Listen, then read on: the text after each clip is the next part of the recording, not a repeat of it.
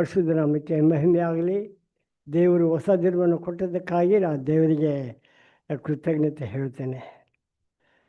ಸಭೆಯ ಬೆಳವಣಿಗೆಗೆ ಅಡ್ಡಿಯಾಗುವಂಥ ಕಾರ್ಯ ಏನಂತ ಹೇಳಿದರೆ, ಸಭೆಯಲ್ಲಿರ್ತಕ್ಕಂಥ ನಾವು ಸೋಂಬೇರಿಗಳಾಗಿರುವಂಥದ್ದು, ಲೇಸಿನೆಸ್. ಸೋಂಬೇರಿ ಆಗಿರುವಾಗ ಆ ಸಭೆ ಬೆಳೆಯುವುದಿಲ್ಲ. ಸಭೆ ದೇವರು ಕೊಟ್ಟಂಥ ವರಗಳು, ಇದು ಪ್ರತಿಯೊಬ್ಬರಿಗೆ ಒಂದು ಥರದ ವರ ಇದೆ. ಆ ವರಗಳನ್ನು ನಾವು ಯಾವಾಗ ಉಪಯೋಗಿಸಿಕೊಳ್ಳುವುದಿಲ್ಲವೋ ಅಲ್ಲಿ ಸಭೆಯಲ್ಲಿ ಕಾರ್ಯಗಳು ನೆರವೇರುವುದಿಲ್ಲ. ಹಾಗಾದರೆ ಎಲ್ಲಿ ದೇವರು ನಮಗೆ ವರವನ್ನು ಕೊಟ್ಟಿದ್ದಾರೆ? ನಾವು ದೇವರ ವಾಕ್ಯದಲ್ಲಿ ನೋಡಿಕೊಳ್ಳೋಣ. ಲೂಕನು ಬರೆದ ಸುವಾರ್ತೆ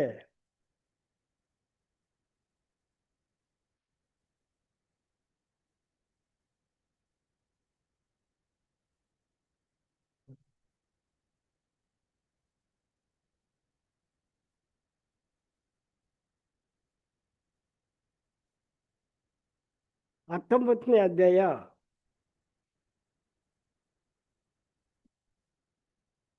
11ರಿಂದ ಓದಿಕೊಳ್ಳೋಣ. ಅವರು ಈ ಮಾತುಗಳನ್ನು ಹೇಳುತ್ತಿರಲಾಗಿ ಯೇಸು ತಾನು ಯೆರೂಸಲೇಮಿಗೆ ಸಮೀಪವಾದ್ದರಿಂದ ದೇವರ ರಾಜ್ಯವು ಕೂಡಲೇ ಪ್ರತ್ಯಕ್ಷವಾಗುವ ಹಾಗಿದೆಯೇ ಎಂದು ಅವರು ಭಾವಿಸುತ್ತಿದ್ದುದರಿಂದಲೂ ಇನ್ನೂ ಒಂದು ಸಾಮ್ಯವನ್ನು ಹೇಳಿದನು. ಅದೇನೆಂದರೆ, ಶ್ರೀಮಂತನಾದ ಒಬ್ಬನು ಮನುಷ್ಯನು ತಾನು ರಾಜ್ಯಾಧಿಕಾರವನ್ನು ಪಡ್ಕೊಂಡು ಹಿಂತಿರುಗಿ ಬರಬೇಕೆಂದು ಹೊರದೇಶಕ್ಕೆ ಹೊರಡುವಾಗ ತನ್ನ ಆಡುಗಳಲ್ಲಿ 10 ಮಂದಿಯನ್ನು ಕರೆದು ಅವರಿಗೆ 10 ಮೋರಿಗಳನ್ನು ಕೊಟ್ಟು, ನಾನು ಬರುವ ತನಕ ವ್ಯಾಪಾರ ಮಾಡಿಕೊಂಡಿರಿ ಎಂದು ಹೇಳಿ ಹೋದನು. ಆದರೆ ಅವನು ಪಟ್ಟಣದ ನಿವಾಸಿಗಳನ್ನು ಅವರನ್ನು ದ್ವೇಷಿಸಿ ಅವನ ಹಿಂದೆ ರಾಯಭಾರಿಗಳನ್ನು ಕಳುಹಿಸಿ, ಇವನು ನಮ್ಮ ಮೇಲೆ ದೊರೆತನ ಮಾಡುವುದು ನಮಗೆ ಇಷ್ಟವಿಲ್ಲ ಎಂದು ಹೇಳಿದನು. ಆಮೇಲೆ ಅವನು ರಾಜ್ಯಾಧಿಕಾರವನ್ನು ಪಡ್ಕೊಂಡು ಹಿಂತಿರುಗಿ ಬಂದು ತಾನು ಹಣವನ್ನು ಕೊಟ್ಟಿದ್ದ ಆಳುಗಳನ್ನು ವ್ಯಾಪಾರದಿಂದ ಎಷ್ಟೆಷ್ಟು ಲಾಭ ಸಂಪಾದಿಸಿಕೊಂಡಿದ್ದಾರೆ ತಿಳಿದುಕೊಳ್ಳುವುದಕ್ಕಾಗಿ ಅವರನ್ನು ತನ್ನ ಬಳಿಗೆ ಕರೆಸಿದನು. ಮೊದಲನೆಯವನು ಅವನ ಮುಂದೆ ಬಂದು, ದೊರೆಯೇ, ನೀನು ನನಗೆ ಕೊಟ್ಟ ಮೊಹರಿಯಿಂದ 10 ಮೊಹರಿಗಳನ್ನು ಸಂಪಾದನೆಯಾದವು ಅಂದನು. ಅವನು ಅವರಿಗೆ, ಬರ, ನೀನು ಒಳ್ಳೆಯ ಆಳು, ನೀನು ಬಹು ಸ್ವಲ್ಪವಾದದರಲ್ಲಿ ನಂಬಿಕೆಯುಳ್ಳವನಾಗಿದ್ದರಿಂದ 10 ಗ್ರಾಮಗಳ ಮೇಲೆ ಅಧಿಕಾರಿಯಾಗಿರುವೆ ಎಂದು ಹೇಳಿದನು. ಎರಡನೆಯವನು ಬಂದು, ದೊರೆಯೇ, ನೀನು ಕೊಟ್ಟ ಮೊಹರಿಯಿಂದ 5 ಮೊಹರಿಗಳನ್ನು ದೊರಕಿಸಿದವು ಅಂದನು. ಅವರು ಅವನಿಗೆ, ನೀನು ಸಹ 5 ಗ್ರಾಮಗಳಿಗೆ ಮೇಲಿರುವೆ ಎಂದು ಹೇಳಿದನು. ಬಳಿಕ ಮತ್ತೊಬ್ಬರು ಬಂದು, ದೊರೆಯೇ, ನೀನು ಕೊಟ್ಟ ಮೊಹರಿ ನೀನು ಹಿಡಿದೇ ಇರುವಲ್ಲಿ ಎತ್ತಿಕೊಂಡು ಹೋಗುವ, ಬಿತ್ತನೆ ಯಾಗಿರುವುದನ್ನು ಕೊಯ್ಯುವ ತನಕ ಕಠಿಣ ಮನುಷ್ಯನು ಎಂದು ಹೆದರಿಕೊಂಡು ಇದನ್ನು ವಸ್ತ್ರದಲ್ಲಿ ಕಟ್ಟಿಕೊಂಡೇನೆ ಅಂದನು. ಅದಕ್ಕೆ ಅವನು, ನೀನು ಕೆಟ್ಟ ಆಳು, ನಿನ್ನ ಮಾತಿನ ಮೇಲೆಯೇ ನಿನಗೆ ತೀರ್ಪು ಮಾಡುತ್ತೇನೆ. ನಾನು ಇಲ್ಲದೆ ಇರುವುದನ್ನು ಎತ್ತಿಕೊಂಡು ಹೋಗುವ, ಬಿತ್ತದೇ ಇರುವುದನ್ನು ಕೊಯ್ಯುವ ಕಠಿಣ ಮನುಷ್ಯನು ಎಂದು ತಿಳಿದಿದೆಯಾ? ಹಾಗಾದರೆ ನೀನು ನನ್ನ ಹಣವನ್ನು ಸಾಹುಕಾರನ ಕೈಯಲ್ಲಿ ಯಾಕೆ ಕೊಡಲಿಲ್ಲ? ಆಮೇಲೆ ಬಂದು ಅದನ್ನು ನಾನು ಬಡ್ಡಿ ಸಹಿತವಾಗಿ ತೆಗೆದುಕೊಳ್ತಿದ್ದೆ ಎಂದು ಹೇಳಿ ಹತ್ತಿರ ನಿಂತಿದ್ದವರಿಗೆ, ಈ ಮೊಹರಿಯನ್ನು ಇವನಿಂದ ತೆಗೆದುಕೊಂಡು 10 ಮೊಹರಿಗಳು ಇದ್ದವನಿಗೆ ಕೊಡಿರಿ ಎಂದು ಹೇಳಿದನು. ಅವನು, ಮೊಹರಿಯ 10 ಮೊಹರಿಗಳು ಅವನಲ್ಲಿ ಇದೆಯಲ್ಲ ಎಂದು ಅವನಿಗೆ ಹೇಳಿದನು. ಅದಕ್ಕೆ ಅವನು, ಇದ್ದವರಿಗೆಲ್ಲ ಕೊಡಲ್ಪಡುವುದು, ಇಲ್ಲದವರ ಕಡೆಯಿಂದ ಇದ್ದುದು ತೆಗೆಯಲ್ಪಡುವುದು ಎಂದು ನಾನು ನಿಮಗೆ ಹೇಳುತ್ತೇನೆ. ಮತ್ತು ತಮ್ಮ ಮೇಲೆ ನಾನು ದೊರೆತನ ಮಾಡುವುದು ಇಷ್ಟವಿಲ್ಲವೆಂದು ಹೇಳಿದ ಆ ನನ್ನ ವೈರಿಯನ್ನು ಇಲ್ಲಿಂದ ತಂದು ನನ್ನ ಮುಂದೆ ಈ ಸಹಾರದಲ್ಲಿ ಮಾಡಬೇಕೆಂಬುದಾಗಿ ಹೇಳಿದನು. ಈ ಸಾಮ್ಯ ಎಲ್ಲರಿಗೂ ಗೊತ್ತಿದೆ. ಯಾಕಂದರೆ ಬಹಳಷ್ಟು ಮಂದಿ ಬೈಬಲ್ ಭಾಳ ಓದ್ತಾ ಇಲ್ಲ. ಅದಕ್ಕೋಸ್ಕರ ನಿಮ್ಮಲ್ಲಿ ನಾನು ಎಲ್ಲವನ್ನು ಪೂರ್ಣವಾಗಿ ಓದಲಿಕ್ಕೆ ನಾನು ನಿಮಗೆ ಓದಿ ತೋರಿಸ್ತಿದ್ದೇನೆ. ಇಲ್ಲಿ ದೇವರು ಅಲ್ಲಿ ಒಬ್ಬ ಶ್ರೀಮಂತನು ಏನು ಮಾಡ್ತಾನೆ, ಹೊರದೇಶಕ್ಕೆ ಹೋಗಬೇಕಾದ್ರೆ ತನ್ನ ಆಳುಗಳನ್ನು ಕರೆದು ಅವರಿಗೆ ಮೊಹರಿಗಳನ್ನು ಕೊಡ್ತಾನೆ, ಹಣ. ಆ ಶ್ರೀಮಂತನು ಯಾರಂದರೆ ಯೇಸು ಸ್ವಾಮಿ. ಇವಾಗ ಯೇಸು ಸ್ವಾಮಿ ಪರಲೋಕಕ್ಕೆ ಹೋಗಿದ್ದಾನೆ. ಆತನು ಪುನಃ ಬಂದು ಕೇಳುವಾಗ ಎಲ್ಲರಿಗೆ ಏನು ಮಾಡಿದ್ದಾನೆ, ಮೊಹರಿಯನ್ನು ಕೊಡುವಾಗ, ಹಣವನ್ನು ಕೊಡುವಾಗ ಅಥವಾ ವರಗಳನ್ನು ಕೊಡುವಾಗ ಅದನ್ನು ಒಬ್ಬನು ಹೇಳ್ತಾನೆ, ನಾನು 10ರಷ್ಟು ಸಂಪಾದನೆ ಮಾಡಿದ್ದೇನೆ ಅಂತಾನೆ. ಅವಾಗ ಅವನಿಗೆ ಹೇಳ್ತಾನೆ, ನೀನು ನಂಬಿಗಸ್ತನಾಗಿದ್ಯಾ, ನೀನು 10 ಹಳ್ಳಿಗಳ ಮೇಲೆ ಏನಾಗ್ತೀಯಾ, ಅಧಿಕಾರಿ ಆಗ್ತೀಯ, ದೊರೆತನ ಮಾಡ್ತೀಯ. ಇನ್ನೊಬ್ಬನು ಬಂದು ಹೇಳ್ತಾನೆ, ನಾನು 5ಕ್ಕೆ ಸಂಪಾದನೆ ಮಾಡಿದ್ದೇನೆ. ಅವನಿಗೆ ಬಡ, ನೀನು ಕೆಲಸವನ್ನು ಮಾಡಿದೀಯಾ.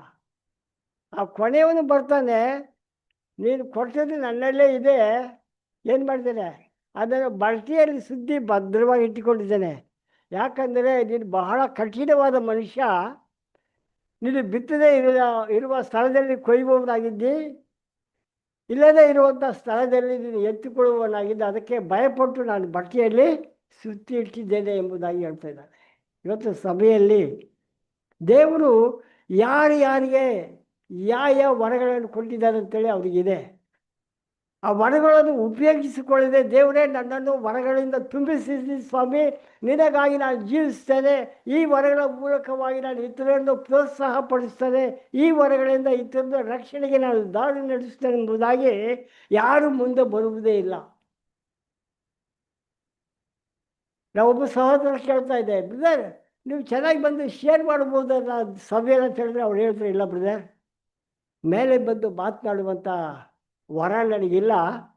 ಆದರೆ ಒಬ್ಬ ಸಹೋದರರೊಂದಿಗೆ, ಸಹೋದರಿಯೊಂದಿಗೆ, ಒಂದು ಕುಟುಂಬದೊಂದಿಗೆ ನಾನು ಇಂಡಿವಿಜುವಲ್ ಆಗಿ ಹೋಗಿ ಮಾತಾಡ್ತೀನಲ್ಲ, ಅದರಿಂದ ಬಹಳ ಮಂದಿ ಎನ್ಕರೇಜ್ ಪಡ್ತಾರೆ ಬ್ರದರ್, ಆ ಕೆಲಸವನ್ನು ನಾನು ಮಾಡ್ತಾಯಿದ್ದೀನಿ ಅಂತ ಹೇಳಿ. ಭಾಳ ಸಂತೋಷ. ಅವ್ರು ತಮಗಿರ್ತಕ್ಕಂಥ ಗಿಫ್ಟ್ ಏನಿದೆ, ವರ ಏನಿದೆ ಕಂಡುಕೊಂಡಿದ್ದಾರೆ. ಅವರು ಪ್ರಸಂಗ ಮಾಡಲಿಕ್ಕೆ ನನಗೆ ವರ ಇಲ್ಲ, ಆದರೆ ಒಬ್ಬ ಸಹೋದರ ಸಹೋದರಿ ಕುಟುಂಬದೊಂದಿಗೆ ನಾನು ಅನ್ಯೋನ್ಯವಾಗಿರುವಾಗ, ಅವರ ಜೊತೆಯಲ್ಲಿ ನಾನು ಫೆಲೋಶಿಪ್ ಮಾಡುವಾಗ ಅವರು ಬಹಳ ಪ್ರೋತ್ಸಾಹ ಹೊಂದಿಕೊಳ್ತಾರೆ ಬ್ರದರ್, ಅದೇ ನಾನು ಮಾತಾಡ್ತೀನಿ ಅಂತ ಅವ್ರು ಹೇಳಿದೆ. ನನಗೆ ಸಂತೋಷವಾಯಿತು. ಇನ್ನೊಮ್ಮೆ ಮನುಷ್ಯನಿಗೆ ಗೊತ್ತಿತ್ತು, ಒಳ್ಳೆ ಗಿಟಾರ್ ಆಡಿಸ್ತಾರೆ ಬೇರೆ ಸಭೆಯಲ್ಲಿ, ಭಾಳ ಚೆನ್ನಾಗಿ ಗಿಟಾರ್ ಬಾರಿಸ್ತಾ ಇದ್ರು. ಬ್ರದರ್ ನೀವು ಎಷ್ಟು ಮಂದಿಗೆ ಗಿಟಾರ್ ಕಲಿಸಿಕೊಡ್ತಾ ಇದ್ದೀರಿ ಅಂತ ನಾನು ಕೇಳಿದೆ. ಅವ್ರು ಹೇಳಿದ್ರು, ನಾನು ಯಾರಿಗೆ ಕಲಿಸೋದೇ ಇಲ್ಲ, ಕಲಿಸಿಕೊಡೋದಿಲ್ಲ, ಕಲಿಸಿಕೊಡೋದಿಲ್ಲ.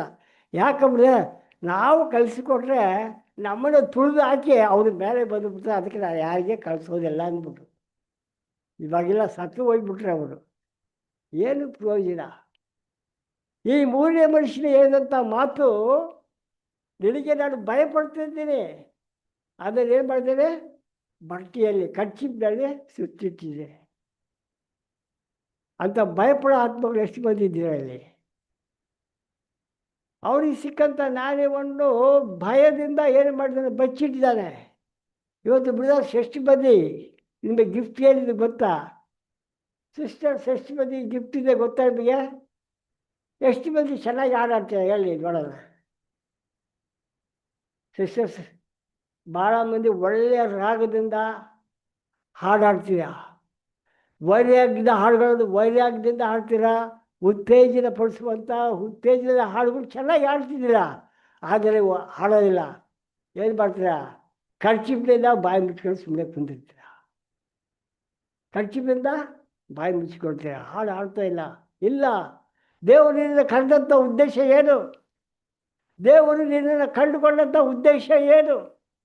ದೇವರು ಯಾಕೆ ನಿನಗೆ ಹಾಡುವಂಥ ವರವನ್ನು ಕೊಟ್ಟಿದ್ದಾನೆ? ಆ ವರವನ್ನು ಯಾಕೆ ನೀನು ಮುಚ್ಚಿಡ್ತಾ ಇದೆಯಾ? ಬೇರೆಯವರಿಗೆ ಉತ್ತೇಜನ ಪಡಿಸು. ನೀನು ಸ್ವರದಿಂದ ಸಂತೋಷವಾಗಿ ಹಾಡು.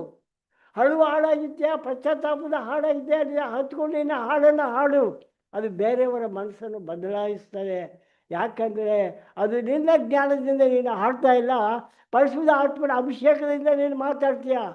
ಪರಿಶುದ್ಧಾತ್ಮ ನಿನಗೆ ಪ್ರೇರೇಪಣೆ ಕೊಡುವಾಗ ನೀನು ಮೌನವಾಗಿರುವುದು ಆತನಿಗೆ ದುಃಖಕರವಾದ ಸಂಗತಿ. ಯಜಮಾನಿ ಹೇಳ್ತಾನೆ, ಅವನಿಗೆ ನನ್ನ ವಿಷಯವಾಗಿ ಅವನು ಇಷ್ಟವಿಲ್ಲದಿದ್ದರೆ ಅವನ ತಕೊಂಡು ಎಲ್ಲ ಇದೆ, ಸಂಹಾರ ಮಾಡಿ ಸಾಯಿಸಿಬಿಡ್ರಿ ಎಂಬುದಾಗಿ ಅಧಿಕಾರಿಗೆ ಅವನು ಹೇಳ್ತಿದ್ದಾನೆ. ಯಾಕೆ? ಅವನಿಗೆ ನಾನಂದರೆ ಇಳಿಸೋದಿಲ್ಲ, ಅವನಿಗೆ ಭಯ ಪಡ್ತಾನೆ. ನಮಗೆ ಕೊಟ್ಟಂಥ ಆತ್ಮ ಭಯದ ಆತ್ಮ ಅಲ್ರಿ, ಧೈರ್ಯವುಳ್ಳ ಆತ್ಮ. ಆಗಿರಬೇಕಾದ್ರೆ ನಿಮ್ಮ ವರಗಳನ್ನು ನೀವೇನು ಮಾಡಿಕೊಳ್ಬೇಕಂದ್ರೆ ಉಪಯೋಗಿಸ್ಕೊಳ್ಬೇಕು. ಸಭೆಯಲ್ಲಿ ನಾವಿರುವಂಥ ಮನೆಯಲ್ಲಿ ನಾವಿರುವ ವಠಾರದಲ್ಲಿ ಬಿತ್ತನೆ ಕರಿಬೇಕು. ನೀವು ಹಾಡು ಹಾಡಬೇಕು. ಎಷ್ಟು ಮಂದಿ ನಿಮ್ಮ ಮನೆಯ ಸುತ್ತಮುತ್ತಲು ನಿರಾಶೆಯಿಂದ ಇದ್ದಾರೆ, ಅವ್ರಿಗೆಲ್ಲ ದೇವ್ರ ವಾಕ್ಯ ಹೇಳ್ತಾ ಇದ್ದೀರಾ, ಅವ್ರನ್ನ ಬಲಪಡಿಸ್ತಾ ಇದ್ದೀರಾ. ಒಂದು ಸಾರಿ ಸೀಮೋನ್ ಪೇತ್ರನಿಗೆ ಯೇಸು ಸ್ವಾಮಿ ಹೇಳಿದಂಥ ಮಾತು, ಸೀಮೋನ್ನೇ ಸೀಮೋನ್ನೇ, ಸೈತಾನ್ ನಿನ್ನನ್ನು ಗೋಧಿಯಂತೆ ಹೊಡೆಯಬೇಕಂತೇಳಿ ನನ್ನ ಹತ್ರ ಪರ್ಮಿಷನ್ ಕೇಳಿದ್ದಾನೆ. ನಾನು ಪರ್ಮಿಷನ್ ಕೊಟ್ಟುಬಿಟ್ಟಿದ್ದೀನಿ. ನಿನ್ನ ನಂಬಿಕೆ ಕುಂದಿ ಹೋಗದ ಹಾಗೆ ನಿನಗಾಗಿ ನಾನು ಏನು ಮಾಡ್ತೇನೆ? ಪ್ರಾರ್ಥನೆ ಮಾಡ್ತೇನೆ. ನೀನು ಬಲ ಹೊಂದಿದ ಮೇಲೆ ನಿನ್ನ ಸಹೋದರನು ಬಲಪಡಿಸು. ಸಹೋದರಿ ನಿನ್ನ ಸಹೋದರಿಯನ್ನು ಬಲಪಡಿಸು. ಸಹೋದರಿ ನಿನ್ನ ಮನೆಯಲ್ಲಿದ್ದವನ್ನು ಬಲಪಡಿಸು. ಸಹೋದರಿ ನಿನ್ನ ಮನೆಯ ಸುತ್ತಲಿರುವವನ್ನು ಬಲಪಡಿಸು. ಅದೇ ರೀತಿಯಲ್ಲಿ ಬ್ರದರ್ಸ್, ಎಷ್ಟೋ ನಿಮಗೆ ಫ್ರೆಂಡ್ಸ್ ಇದ್ದಾರೆ, ಎಷ್ಟೋ ರಕ್ಷಣೆ ಇಲ್ಲದಂಥ ಜನರಿದ್ದಾರೆ. ನಿನಗೆ ಕೊಟ್ಟ ವರವನ್ನು ಇಟ್ಟುಕೊಂಡು 5 ನಿಮಿಷ ಅವ್ರ ಜೊತೆಯಲ್ಲಿ ಮಾತನಾಡಬೇಕು, ಬಲಪಡಿಸ್ಬೇಕು, ಅವರಿಗೆ ಸತ್ಯವನ್ನು ತಿಳಿಸ್ಬೇಕು, ರಕ್ಷಣೆಯನ್ನು ತಿಳಿಸ್ಬೇಕ್ರಿ. ಅದಕ್ಕೋಸ್ಕರ ದೇವರು ನಮಗೆ ವರಗಳನ್ನು ಕೊಟ್ಟಿದ್ದಾನೆ. ಯಾರು ನಾನು ಬೇರೆ ಕೈಯಲ್ಲಿದ್ದ ಇದ್ದಿರಂತ ಯಾರು ಹೇಳಬಾರ್ದು. ಎಲ್ಲರಿಗೆ ಒಂದೊಂದು ವರಗಳಿದ್ದೆ. ಒಬ್ಬರಿಗೆ 2 ವರ ಇದೆ, 3 ವರ ಇದೆ, 5 ವರಗಳು ಇದ್ದಾವೆ, 7 ವರಗಳು ಇದ್ದಾವೆ ಒಬ್ಬೊಬ್ಬರಿಗೆ.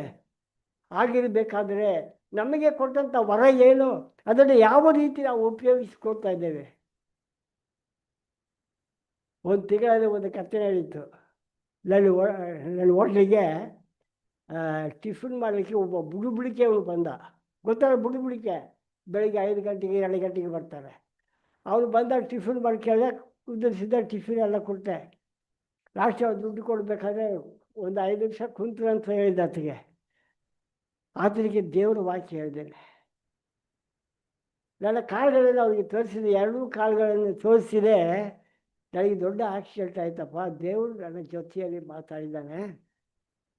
ನೀನು ಈ ರೀತಿಯಲ್ಲಿ ಜೀವಿಸ್ತಾ ಇದೆಯಲ್ಲ, ನಿನಗೆ ಯಾವ ರೀತಿ ಅನಿಸ್ತದೆ, ಯೇಸು ಅವನ ಬಗ್ಗೆ ಗೊತ್ತಾ ಅಂತೇಳಿ 5 ನಿಮಿಷ ಮಾತಾಡಿದ ಅಷ್ಟೇ. ಲಾಸ್ಟಿಗೆ ಏನಾಯಿತು, ಅವನು ಎದ್ದು ಹೋಗ್ಬೇಕಾದ್ರೆ ಕಣ್ಣೀರು ಸುರಿಸ್ಕೊಂಡು ಹೋಗ್ತಾ ಇದ್ದಾನೆ. ಕೈ ಮುಗಿದು ಕಣ್ಣೀರು ಸುರಿಸ್ಕೊಂಡು ಹೋಗ್ತಾ ಇದ್ದಾನೆ. ಬುಡುಬುಡಿಕೆ ಅವನು. ನೀವು ಬುಡುಬುಡಿಕೆ ಅವನು ಹೋಗಿ ಅಂಜಿಕೊಳ್ತಾರೆ, ಏನೋ ಮಾಡಿಬಿಡ್ತಾನೆ ಅಂತೇಳಿ. ಇಲ್ಲ, ನನಗೆ ಬಹಳ ಸಂತೋಷವಾಯಿತು. ಯಾಕಂದರೆ ದೇವರ ಆತ್ಮನ ಅವನ ಜೊತೆಯಲ್ಲಿ ಮಾತನಾಡಿ ಇರ್ತಾನೆ. ಅದಕ್ಕೋಸ್ಕರವೇ ಅವನಿಗೆ ಕಣ್ಣೀರು ಬರ್ತಾಯಿತ್ತು. ಪ್ರಿಯರೇ, ದೇವರು ನಮಗೆ ಕೊಟ್ಟಂಥ ತಾಳಂತನ್ನು ನಾವು ಉಪಯೋಗಿಸ್ಬೇಕು. ನಾವು ಸಭೆಯಲ್ಲಿ ಇಷ್ಟು ಬಂದಿರುವಾಗ ಆ ತಾಳಂತನ್ನು ನಾವು ಉಪಯೋಗಿಸ್ಕೊಂಡಿರುವುದಾಗಿದ್ದರೆ ಖಂಡಿತವಾಗಿ ಇವತ್ತು ಎಷ್ಟೋ ಮಂದಿ ರಕ್ಷಣೆಗೆ ಬರ್ತಾರೆ, ಎಷ್ಟೋ ಮಂದಿ ಯೇಸು ಸ್ವಾಮಿಯನ್ನು ಅಂಗೀಕರಿಸಿಕೊಂಡಿರ್ತಾರೆ. ಈ 3ನೇ ಮನುಷ್ಯನು ಮಾಡಿದಂಥ ಕಾರ್ಯ ನಮ್ಮಲ್ಲಿ ಒಂದು ವೇಳೆ ಇರುವುದಾಗಿದ್ದರೆ ಖಂಡಿತವಾಗಿ ನಾವು ಪಶ್ಚಾತ್ತಾಪ ಪಟ್ಟುಕೊಳ್ಳೋಣ, ದೇವರ ಹತ್ರ ಅಳೋಣ. ಹೊಟ್ಟೆಗಾಗಿ ಬಟ್ಟೆಗಾಗಿ ಅಳೋದು ಎದಕ್ಕಾಗಿ ನಾವು ಅಳಬೇಕಂತ ಹೇಳಿದ್ರೆ, ಸ್ವಾಮಿ ನೀನು ಕೊಟ್ಟಂಥ ತಾಳಂತ ನನ್ನಲ್ಲಿದೆ, ಅದನ್ನು ನಾನು ಸ್ವಾಮಿ ನಿನಗೋಸ್ಕರ ನಾನು ಉಪಯೋಗಿಸ್ಬೇಕು ಸ್ವಾಮಿ. ಇಲ್ಲಿವರೆಗೆ ಅದನ್ನು ನಾನು ಮುಚ್ಚಿಟ್ಟಿದ್ದರೆ ಅದನ್ನು ತೆಗೆಯ ಸ್ವಾಮಿ. ನಾನು ನಿನಗಾಗಿ ಜೀವಿಸ್ಬೇಕು, ನಿನಗಾಗಿ ನಾನು ಇತರರಿಗೆ ಸಾಕ್ಷಿ ಕೊಡಬೇಕು ಸ್ವಾಮಿ. ನನ್ನ ಆತ್ಮವನ್ನು ನೀನು ರಕ್ಷಿಸಿಯ, ನಿನಗೆ ಸ್ತೋತ್ರ.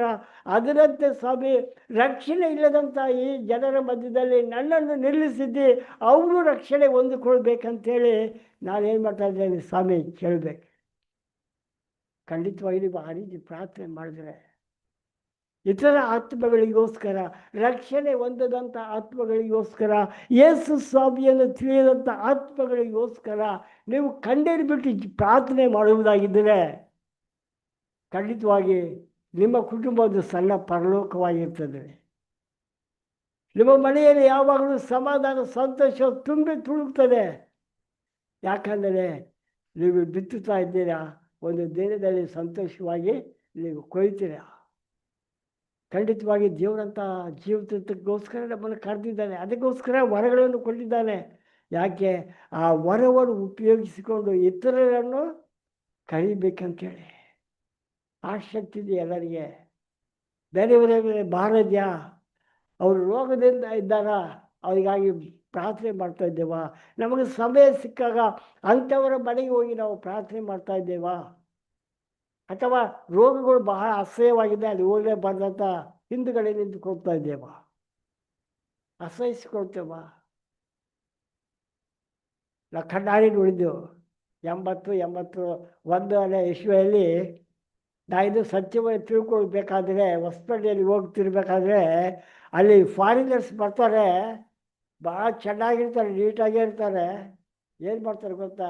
ದಾರಿಯ ಮೇಲೆ ಇದ್ದಂಥ ಕುಷ್ಠ ರೋಗಿಗಳ ಕೈ ಕಾಲುಗಳನ್ನು ಅವ್ರು ಏನು ಮಾಡ್ತಾರೆ, ತೊಳೆದು ಕೈಯಿಂದಲೇ ತೊಳೆದು ವಾಶ್ ಮಾಡಿ ಅವ್ರಿಗೆ ಏನು ಮಾಡ್ತಾರೆ, ಔಷಧ ಹಾಕ್ತಾಯಿದ್ರು. ಅವಾಗ ಅನ್ಕೊಳ್ತಿದ್ದೆ, ಯಾವ ದೇಶದವರು ಯಾವ ದೇಶಕ್ಕೆ ಬಂದು ಎಂಥ ಒಂದು ಹೀನವಾದ ರೋಗ, ಅಂಟಿಕೊಳ್ಳುವಂಥ ಅಂಟು ರೋಗ, ಅಂಥ ರೋಗ ಇದ್ದವರಿಗೆ ಹೋಗಿ ಅವ್ರ ಕೈಗಳನ್ನು ಅದರಿಂದ ತೊಳೆದು ಸೋಪಾಕಿ ತೊಳೆದು ಔಷಧ ಹಾಕಿ ಬ್ಯಾಂಡೇಜ್ ಹಾಕಿ ಬಿಡ್ತಾಯಿದ್ರು. ಕ್ರಿಸ್ತನ ಪ್ರೀತಿ ಕ್ರಿಯೆಗಳಿಲ್ಲದೆ ತೋರಿಸಲಿಕ್ಕೆ ಆಗಲ್ರಿ. ಕ್ರಿಯೆಗಳು ಬೇಕು. ಬೇರೆಯವರ ಮೇಲೆ ಆತ್ಮ ಭಾರ ಇದೆಯಾ? ಸಹೋದರನ ಮೇಲೆ ಸಹೋದರಿಯ ಮೇಲೆ ಭಾರ ಇದೆಯಾ? ಕ್ರೈಸ್ತರಾದ ನಾವು ದೇವರು ಹೇಳಿದ್ದಾರೆ, ನೀವು ಲೋಕಕ್ಕೆ ಏನಾಗಿದ್ದೀರಾ? ಬೆಳಕಾಗಿದ್ದೀರಾ. ಬೆಳಕು ಎಲ್ಲಿ ಕಾಣಿಸ್ತದೆ ಗೊತ್ತಾ? ನಮ್ಮ ಕ್ರಿಯೆಗಳಲ್ಲಿ ಕಾಣಿಸ್ತದೆ. ಆ ಬೆಳಕು ಎಲ್ಲಿ ಕಾಣಿಸ್ತದೆ? ನಮ್ಮ ಜೀವಿತದಲ್ಲಿ ಕಾಣಿಸ್ತದೆ. ಆ ಬೆಳಕು ಎಲ್ಲಿ ಕಾಣಿಸ್ತದೆ? ನಮ್ಮ ಮುಖದಲ್ಲೇ ಕಾಣಿಸ್ತದೆ. ನಮ್ಮ ಮುಖ ಯಾವಾಗ ಜೋಳು ಬಿದ್ದಿರ್ತದೋ ಪ್ರಕಾಶವಾಗಿರಲ್ಲ. ಒಂದು 10,000 ರೂಪಾಯಿ ಲಾಟ್ರಿ ಹೊಡ್ತಂದ್ರೆ ಮನುಷ್ಯನ ಸಂತೋಷವಾಗಿರ್ತಲ್ಲ, ಅದರಂಗೆ ಇರ್ತದೆ ಪ್ರಕಾಶ. ಅವರಿಗೆ ಲಾಟ್ರಿ ಹೊಡೆದ ಪ್ರಕಾಶವಾಗಿರ್ತದೆ, ನಮಗೆ ಲಾಟ್ರಿ ಹೊಡಲ್ಲ. ಯೇಸು ಸ್ವಾಮಿ ಆತ್ಮನು ನಮ್ಮೊಳಗೆ ಇರುವಾಗ ನಮ್ಮನ್ನು ಎಚ್ಚರಿಸಿ ಯಾವಾಗಲೂ ಪರಿಶುದ್ಧತೆಯಲ್ಲಿ ದಾರಿ ನಡೆಸುವಾಗ ನಮ್ಮ ಮುಖ ಪ್ರಕಾಶವಾಗಿರ್ತದೆ. ನಮ್ಮ ಜೀವಿತ ಬದಲಾಯ್ತದೆ, ನಮ್ಮ ಮುಖವು ಪ್ರಕಾಶಮಾನವಾಗಿರ್ತದೆ. ಬೇರೆಯವರು ಮುಖಾಮುಖಿಯಾಗಿ ನೋಡಲಿಕ್ಕೆ ಯಾವುದೇ ಸಂಕೋಚ, ಎಲ್ಲರೂ ಮುಖಾಮುಖಿಯಾಗಿ ನೋಡ್ತಾರೆ. ಯಾಕೆಂದರೆ ಅವರ ಮೇಲೆ ಯಾವುದೇ ದ್ವೇಷ ಇಲ್ಲ, ಅವರ ಮೇಲೆ ಯಾವುದೇ ಕಹಿ ಭಾವನೆ ಇಲ್ಲ. ಅವರೆಲ್ಲರೂ ನಾನು ಪ್ರೀತಿ ಮಾಡ್ತಾರೆ. ನನ್ನ ಮುಖ ಏನಾಗ್ತದೆ? ಪ್ರಕಾಶಮಾನವಾಗಿ ಕಾಣಿಸ್ತಾ ಇರ್ತದೆ. ಅಂಥ ಪ್ರಕಾಶಮಾನವಾದಕ್ಕೆ ಯೇಸು ಸ್ವಾಮಿ ಲೋಕಕ್ಕೆ ಬೆಳಕಾಗಿದ್ದೀರಾ. ಎಲ್ಲರೂ ನಮ್ಮ ಕಡೆಗೆ ಓಡಿ ಬರಬೇಕು. ಈ ಮನುಷ್ಯನ ಹತ್ರ ಒಂದು 5 ನಿಮಿಷ ಮಾತಾಡಿದ್ರೆ ನನಗೆ ಸಮಾಧಾನ ಸಿಗ್ತದೆ ಅನ್ನೋವಂಥ ಸಾಕ್ಷಿ ಒಂದಕ್ಕೊಂದು ಜೀವಿಸುವಂಥ ಜೀವಿತ ನಮಗಿರಬೇಕು ಪ್ರಿಯರೇ. ದೇವರು ನಮಗೆ ತಾಲಾಂತ ಕೊಟ್ಟಿದ್ದಾನೆ. ಬರ್ತಾನೆ ಈಗ. ನಾನು ಕೊಟ್ಟಂಥ ತಾಲಾಂತಿಂದ ಏನು ಮಾಡಿದೀಯ ಅಂತ ಕೇಳಿದ್ರೆ ನಾವು ಏನು ಆನ್ಸರ್ ಹೇಳ್ತೇವೆ? ಇಲ್ಲ ಸ್ವಾಮಿ, ನಾನು ಭಯಪಟ್ಟು ಅದನ್ನು ಏನು ಮಾಡ್ತೇನೆ, ಕಟ್ಚಿಪ್ಪಲ್ಲಿ ಕಟ್ಟಿ ಬಚ್ಚಿಟ್ಟಿದ್ದೇನೆ. ಆ ರೀತಿ ಹೇಳಬೇಕಾದ್ರೆ ಎಷ್ಟು ಒಂದು ದುಃಖಕರವಾದ ಸಂಗತಿ. ಸಹೋದರಿ, ನೀವು ಒಳ್ಳೆಯ ಹಾಡಾಡ್ತೀಯ. ಸಹೋದರಿ, ನೀವು ಒಳ್ಳೆಯ ಸಾಕ್ಷಿ ಕೊಡ್ತೀಯ. 2 ನಿಮಿಷ ಸಾಕ್ಷಿ ಕೊಟ್ಟರೆ ಸಾಕು, ಬೇರೆ ಸಹೋದರಿಯನ್ನು ಬಲಪಡಿಸ್ತೀಯ, ಬೇರೆ ಸಹೋದರನ್ನು ಬಲಪಡಿಸ್ತೀಯ. ಇಲ್ಲಿ ಎಲ್ಲರೂ ನಾವು ಶೋಧನೆಗೆ ಒಳಗಾದವರೇ, ಎಲ್ಲರೂ ಬಿದ್ದಂಥವರೇ. ಆದರೆ ದೇವರ ದಯೆ, ದೇವರ ಕೃಪೆಯಿಂದ ದೇವರು ನಮ್ಮನ್ನು ಎತ್ತಿ ನಿಲ್ಲಿಸಿದ್ದಾನೆ. ಬೇರೆಯವರ ಭಾರ ಇರಬೇಕು. ನನಗಿದೆ, ಕೆಲವರಿಗೆ ಭಾರ ಇದೆ. ಎಲ್ಲರನ್ನೂ ಹೇಳ್ತಾರೆ, ಕೆಲವರಿಗೆ ಭಾರ ಇದೆ. ಸಮಯ ಸಿಕ್ಕರೆ ಸಾಕು, ಧೈರ್ಯಗಳ ಜೊತೆಯಲ್ಲಿ ಏನು ಮಾಡ್ತಾರೆ, ಅನ್ಯೋನ್ಯವಾಗಿರ್ತಾರೆ. ಅವರು ಸಂತೋಷ ಭರಿತರಾಗಿರ್ತಾರೆ. ನಾವು ಸಂತೋಷ ಭರಿತರಾಗಿರ್ಬೇಕಾದ್ರೆ ಪ್ರತಿದಿನ ನಮ್ಮನ್ನೇ ನಾವು ಏನು ಮಾಡಬೇಕು? ಜಡ್ಜ್ ಮಾಡಿಕೊಳ್ಬೇಕು. ನಮ್ಮನ್ನೇ ನಾವು ಜಡ್ಜ್ ಮಾಡಿಕೊಂಡ್ರೆ ನಾವು ನ್ಯಾಯ ತೀರ್ಪಿಗೆ ಒಳಗಾಗುವುದಿಲ್ಲ. ಆ ರೀತಿಯಲ್ಲಿ ಇರಬೇಕಾದ್ರೆ ಯಾವಾಗಲೂ ನಾವು ಸಂತೋಷವಾಗಿರ್ಬೇಕು. ನಮ್ಮನ್ನು ದುಃಖಪಡಿಸುವಂಥ ಕಾರ್ಯ ಏನಿದೆ? ನಮಗೆ ಸಂಶಯ ಹುಟ್ಟಿಸುವಂಥ ಕಾರ್ಯ ಏನಿದೆ? ಪ್ರತಿದಿನ ದೇವರ ಆತ್ಮನಲ್ಲಿ ನಾವು ಬೇಡಿಕೊಳ್ಳುವಾಗ ದೇವರ ಆತ್ಮ ಸ್ಪಷ್ಟವಾಗಿ ನಮ್ಮ ಜೊತೆಯಲ್ಲಿ ಮಾತನಾಡ್ತಾನೆ. ನಮ್ಮ ಬಲಹೀನತೆ ಏನಂತ ತೋರಿಸಿಕೊಡ್ತಾನೆ. ಆ ಬಲಹೀನತೆಯಲ್ಲಿ ದೇವರು ನಮಗೆ ತೋರಿಸುವ ಕಾರ್ಯಗಳನ್ನು ನಾವು ಸರಿಪಡಿಸಿಕೊಳ್ಳುವಾಗ ದೇವರು ನಮ್ಮನ್ನು ಸಮಾಧಾನದ ಸಂತೋಷದ ಮಾರ್ಗದಲ್ಲಿ ನಡೆಸ್ತಾನೆ. ಯಾವಾಗಲೂ ನಾವು ಕರ್ತನಲ್ಲಿ ಸಂತೋಷವಾಗಿರಲಿಕ್ಕೆ ಸಾಧ್ಯ ಯಾವಾಗ? ಅನುದಿನ ನಮ್ಮನ್ನು ನಾವು ನ್ಯಾಯ ತೀರಿಸಿಕೊಳ್ಳುವಾಗ. ಅಂಥ ಒಂದು ಜೀವಿತಕ್ಕೆ ದೇವರು ಕೊಟ್ಟಿದ್ದಾನೆ. ದೇವರು ಕೊಟ್ಟಂಥ ವರಗಳನ್ನು ನಾವು ಉಪಯೋಗಿಸಿಕೊಳ್ಳೋಣ. ದೇವರ ಹತ್ರ ಕೇಳೋಣ, ಸ್ವಾಮಿ ನನ್ನಲ್ಲಿ ಏನು ವರ ಕೊಟ್ಟಿದೆಯಾ ಸ್ವಾಮಿ? ಮಾತನಾಡುವಂಥ ವರ ಕೊಟ್ಟಿದೆಯಾ? ಸ್ವಸ್ಥತೆ ಮಾಡುವಂಥ ವರ ಕೊಟ್ಟಿದೆಯಾ? ಹಾಡುವ ವರವನ್ನು ಕೊಟ್ಟಿದೆಯಾ? ಬೇರೆಯವರನ್ನು ಎಂಕರೇಜ್ ಮಾಡುವಂಥ, ಮಾತಾಡುವಂಥ ವರವನ್ನು ಕೊಟ್ಟಿದೆಯಾ? ನನಗೆ ಏನು ಕೊಟ್ಟಿದ್ದೀವಿ ಸ್ವಾಮಿ?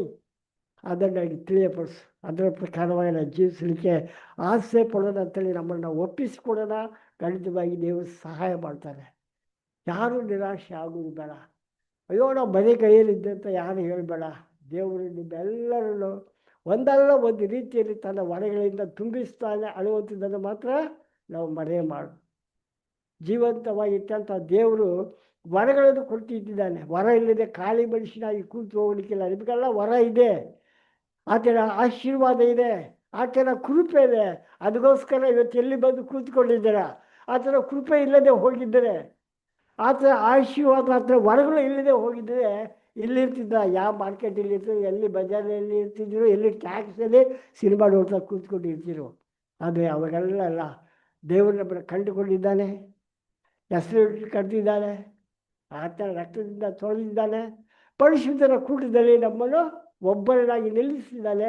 ಅದಕ್ಕಾಗಿ ನಾವು ದೇವರಿಗಾಗಿ ಸ್ತೋತ್ರ ಸಲ್ಲಿಸೋಣ, ಜೀವಿಸೋಣ.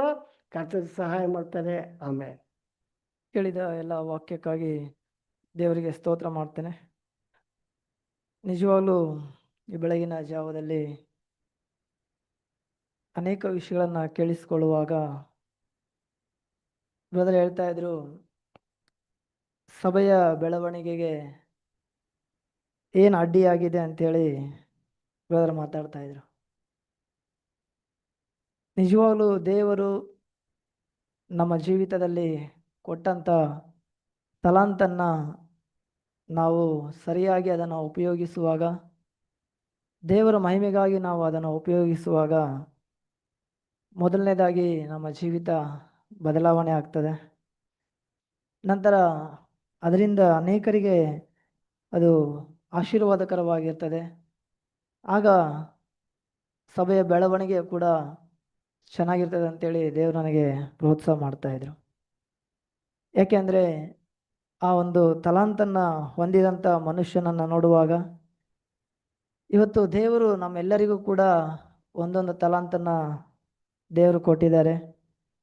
ದೇವರು ನಮಗೆ ಕೊಟ್ಟಿರುವಂಥ ತಲಾಂತನ್ನು ನಾವು ನಂಬಿಗಸ್ತರಾಗಿ ದೇವರ ಮುಂದೆ ಪ್ರಾಮಾಣಿಕರಾಗಿ ಜೀವಿಸುವುದರ ಮೂಲಕ ದೇವರ ಮಹಿಮೆಗಾಗಿ ಆ ತಲಾಂತನ್ನು ಉಪಯೋಗಿಸಿಕೊಂಡು ಅನೇಕರಿಗೆ ಒಂದು ಪ್ರೋತ್ಸಾಹ ಮಾಡುವಂಥವರಾಗಿ, ಉಜ್ಜೀವಪಡಿಸುವವರಾಗಿ ನಾವು ಜೀವಿಸುವಾಗ ನಮ್ಮ ಜೀವಿತ ಬದಲಾಗುವುದರ ಜೊತೆಗೆ ಅನೇಕರ ಜೀವಿತ ಖಂಡಿತವಾಗಲೂ ಬದಲಾಗಲಿಕ್ಕೆ ಅದು ಸಾಧ್ಯ ಆಗ್ತದೆ.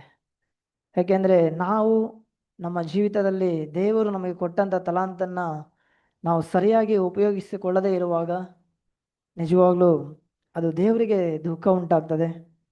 ಅಲ್ಲಿ ಸಭೆಯಲ್ಲಿ ಆ ಒಂದು ಬೆಳವಣಿಗೆ ಅಷ್ಟಾಗಿ ಕಾಣಿಸೋದಿಲ್ಲ ಅಂತೇಳಿ ದೇವರು ನನಗೆ ಎಚ್ಚರಿಸ್ತಾ ಇದ್ರು. ಯಾಕೆಂದರೆ ಹೇಗೆ ಆ ಒಬ್ಬ ಮನುಷ್ಯನು ದೇವರು ಆತನಿಗೆ ಕೊಟ್ಟಂಥ ಒಂದು ತಲಾಂತನ್ನು ಆತನು ಹೇಗೆ ಬಚ್ಚಿಟ್ಟನೋ, ಇವತ್ತು ನಮ್ಮ ಜೀವಿತದಲ್ಲಿಯೂ ಸಹ ದೇವರು ನಮ್ಮೆಲ್ಲರಿಗೂ ಒಂದೊಂದು ತಲಾಂತನ್ನು ಕೊಟ್ಟಿರ್ಬೋದು. ದೇವರು ಒಬ್ಬೊಬ್ಬರಿಗೆ ಒಂದೊಂದು ರೀತಿಯಾದ ವರವನ್ನು ದೇವರು ಕೊಟ್ಟಿರ್ಬೋದು. ಆದರೆ ದೇವರು ಕೊಟ್ಟಂಥ ವರವನ್ನು, ಆ ಒಂದು ತಲಾಂತನ್ನು ನಾವು ಸರಿಯಾಗಿ ಉಪಯೋಗಿಸಿಕೊಳ್ಳದೆ ಅದನ್ನು ಆ ಮನುಷ್ಯನು ಬಚ್ಚಿಟ್ಟ ಹಾಗೆ ನಾವು ಭಯಪಟ್ಟು ಅದನ್ನು ಹಾಗೆ ಬಚ್ಚಿಡುವಾಗ ನಿಜವಾಗ್ಲೂ ನಮ್ಮ ಜೀವಿತದಲ್ಲಿ ಯಾವ ಬೆಳವಣಿಗೆಯೂ ಖಂಡಿತವಾಗ್ಲೂ ಬೆಳೀಲಿಕ್ಕೆ ಸಾಧ್ಯನೇ ಇಲ್ಲ. ದೇವರಿಗೆ ದುಃಖ ಆಗ್ತದೆ. ದೇವರು ಹೇಳ್ತಾರೆ, ಏನಪ್ಪ ನಿನಗೆ ಈ ಒಂದು ತಲಾಂತನ ಕೊಟ್ಟಿದ್ದೇನೆ, ಯಾಕೆ ನೀನು ಇದನ್ನು ಉಪಯೋಗಿಸ್ತಾ ಇಲ್ಲ? ನಿನ್ನ ಮೂಲಕ ಅನೇಕರನ್ನು ನಾನು ಆಶೀರ್ವಾದ ಮಾಡಲಿಕ್ಕೆ ಅಥವಾ ಬಲಪಡಿಸ್ಲಿಕ್ಕೆ ಅಥವಾ ಪ್ರೋತ್ಸಾಹ ಹೊಂದಲಿಕ್ಕೆ ನಾನು ನಿನಗೋಸ್ಕರ ಈ ಒಂದು ವರನ ನೀನು ಕೊಟ್ಟಿದ್ದೇನೆ, ಯಾಕೆ ನೀನು ಉಪಯೋಗಿಸ್ತಾ ಇಲ್ಲ ಅಂತೇಳಿ ದೇವರು ದುಃಖ ಪಡ್ತಾರೆ.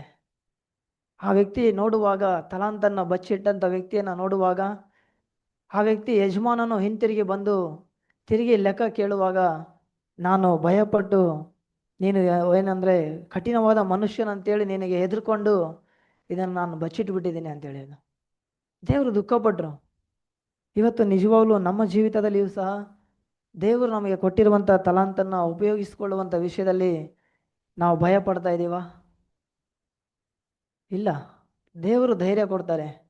ಭಯ ಪಡುವಂಥ ಅವಶ್ಯಕತೆ ಇಲ್ಲ. ದೇವರು ಹೇಳ್ತಾರೆ ಏನಂದರೆ, ನೀವು ಭಯ ಪಡಬೇಡಿರಿ, ನಾನು ನಿಮ್ಮ ಸಂಗಡ ಇದ್ದೇನೆ. ದೇವರು ನಿಜವಾಗ್ಲೂ ನಮ್ಮ ಜೊತೆಯಲ್ಲಿ ಇರುವಾಗ, ದೇವರು ನಮಗೆ ಕೊಟ್ಟಿರುವಂಥ ತಲಾಂತನ್ನು ಉಪಯೋಗಿಸ್ಕೊಳ್ಳಿಕ್ಕೆ ದೇವರೇ ನಮಗೆ ಸಹಾಯ ಮಾಡಲಿಕ್ಕೆ ನಮಗೆ ಶಕ್ತರಾಗಿರುವಾಗ ನಾವು ಭಯಪಡುವಂಥ ಅವಶ್ಯಕತೆ ಇಲ್ಲ. ಯಾಕೆ ಅಂತಂದರೆ, ಈ ಸಭೆಯ ಬೆಳವಣಿಗೆ ಹೇಗೆ ಸಾಧ್ಯ ಆಗ್ತದೆ ಅಂದರೆ, ದೇವರು ನಮಗೆ ಪ್ರತಿಯೊಬ್ಬರಿಗೂ ಕೊಟ್ಟಿರುವಂಥ ತಲಾಂತನ್ನು ನಾವು ನಂಬಿಗಸ್ತರಾಗಿ ದೇವರ ಮಹಿಮೆಗಾಗಿ ಪ್ರತಿದಿನ ನಾವು ಅದನ್ನು ಉಪಯೋಗಿಸಿಕೊಳ್ಳುವಾಗ, ಅದನ್ನು ಉಪಯೋಗಿಸಿಕೊಂಡು ದೇವರ ಮಹಿಮೆಗಾಗಿ ನಾವು ಜೀವಿಸುವಾಗ ನಾವು ಸಭೆಯ ಬೆಳವಣಿಗೆನ ನಾವು ಕಾಣ್ಬೋದು.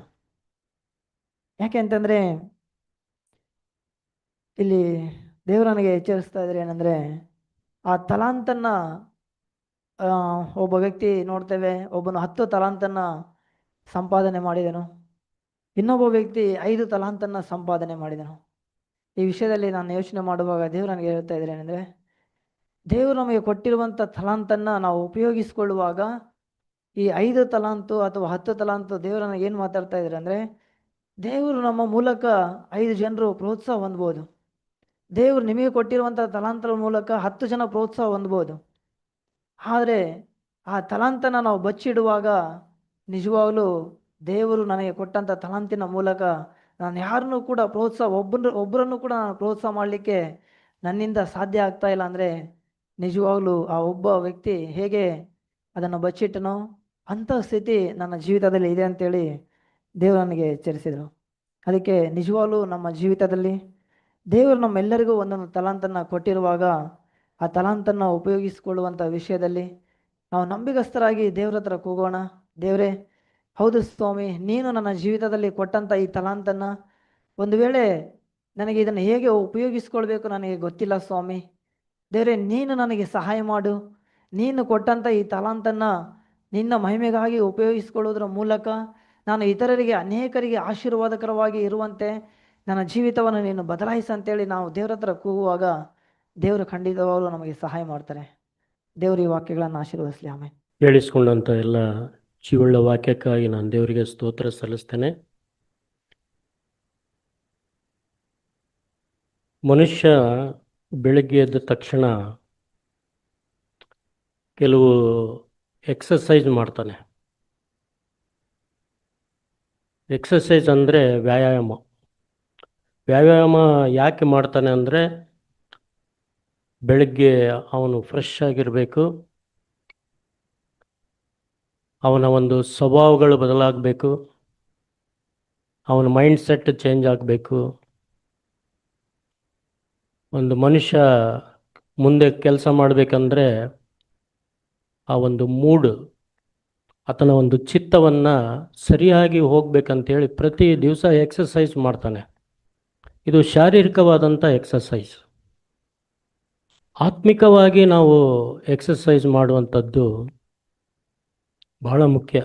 ಯಾಕೆಂದರೆ ನಾವು ಶಾರೀರಿಕವಾಗಿ ಆ ಎಕ್ಸಸೈಸನ್ನು ಮಾಡ್ತೀವಿ ಪ್ರತಿ ದಿವಸ, ಅದು ಎಷ್ಟು ಬದಲಾವಣೆ ತರ್ತದೆ ನಮ್ಮ ಶರೀರದಲ್ಲಿ, ನಮ್ಮ ಒಂದು ಮನಸ್ಥಿತಿಯನ್ನು, ನಮ್ಮ ಸ್ವಭಾವವನ್ನು, ಪೀಸ್ ಆಫ್ ಮೈಂಡನ್ನು, ಫಿಸಿಕಲಿ ಸದೃಢವಾಗಿರಲಿಕ್ಕೆ ಅಷ್ಟು ಬದಲಾವಣೆ ಪ್ರತಿ ದಿವಸ ಒಂದು ಎಕ್ಸಸೈಸ್ ನಮಗೆ ಯೂಸ್ ಆಗುತ್ತೆ. ಹಾಗೆ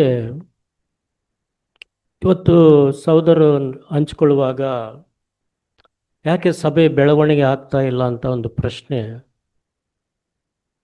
ಅದು ನಾನು ಪರೀಕ್ಷೆ ಮಾಡ್ಕೊಳ್ತಾ ಇದ್ದೆ. ಸ್ವಾಮಿ, ನನ್ನಲ್ಲಿ ಆಲಸ್ಯ ಇದೆನಾ?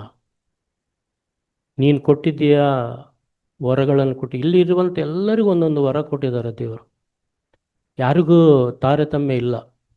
ಅಲ್ಲಿ ಆ ಪ್ಯಾರಬಲ್ ನೋಡಿದ್ರಲ್ಲ, ಯೇಸು ಸ್ವಾಮಿ ಹೇಳಿದ್ದು, 10 ಜನರನ್ನು ಕರೆದ್ರಂತೆ. 10,000 ಮೋರೆ ಅಂದರೆ 10,000. 10,000ವನ್ನು 10 ಜನರಿಗೆ 1,1,000 ಹಾಗೆ ಅದನ್ನು ಹಂಚಿಕೊಟ್ರು ಅವರು.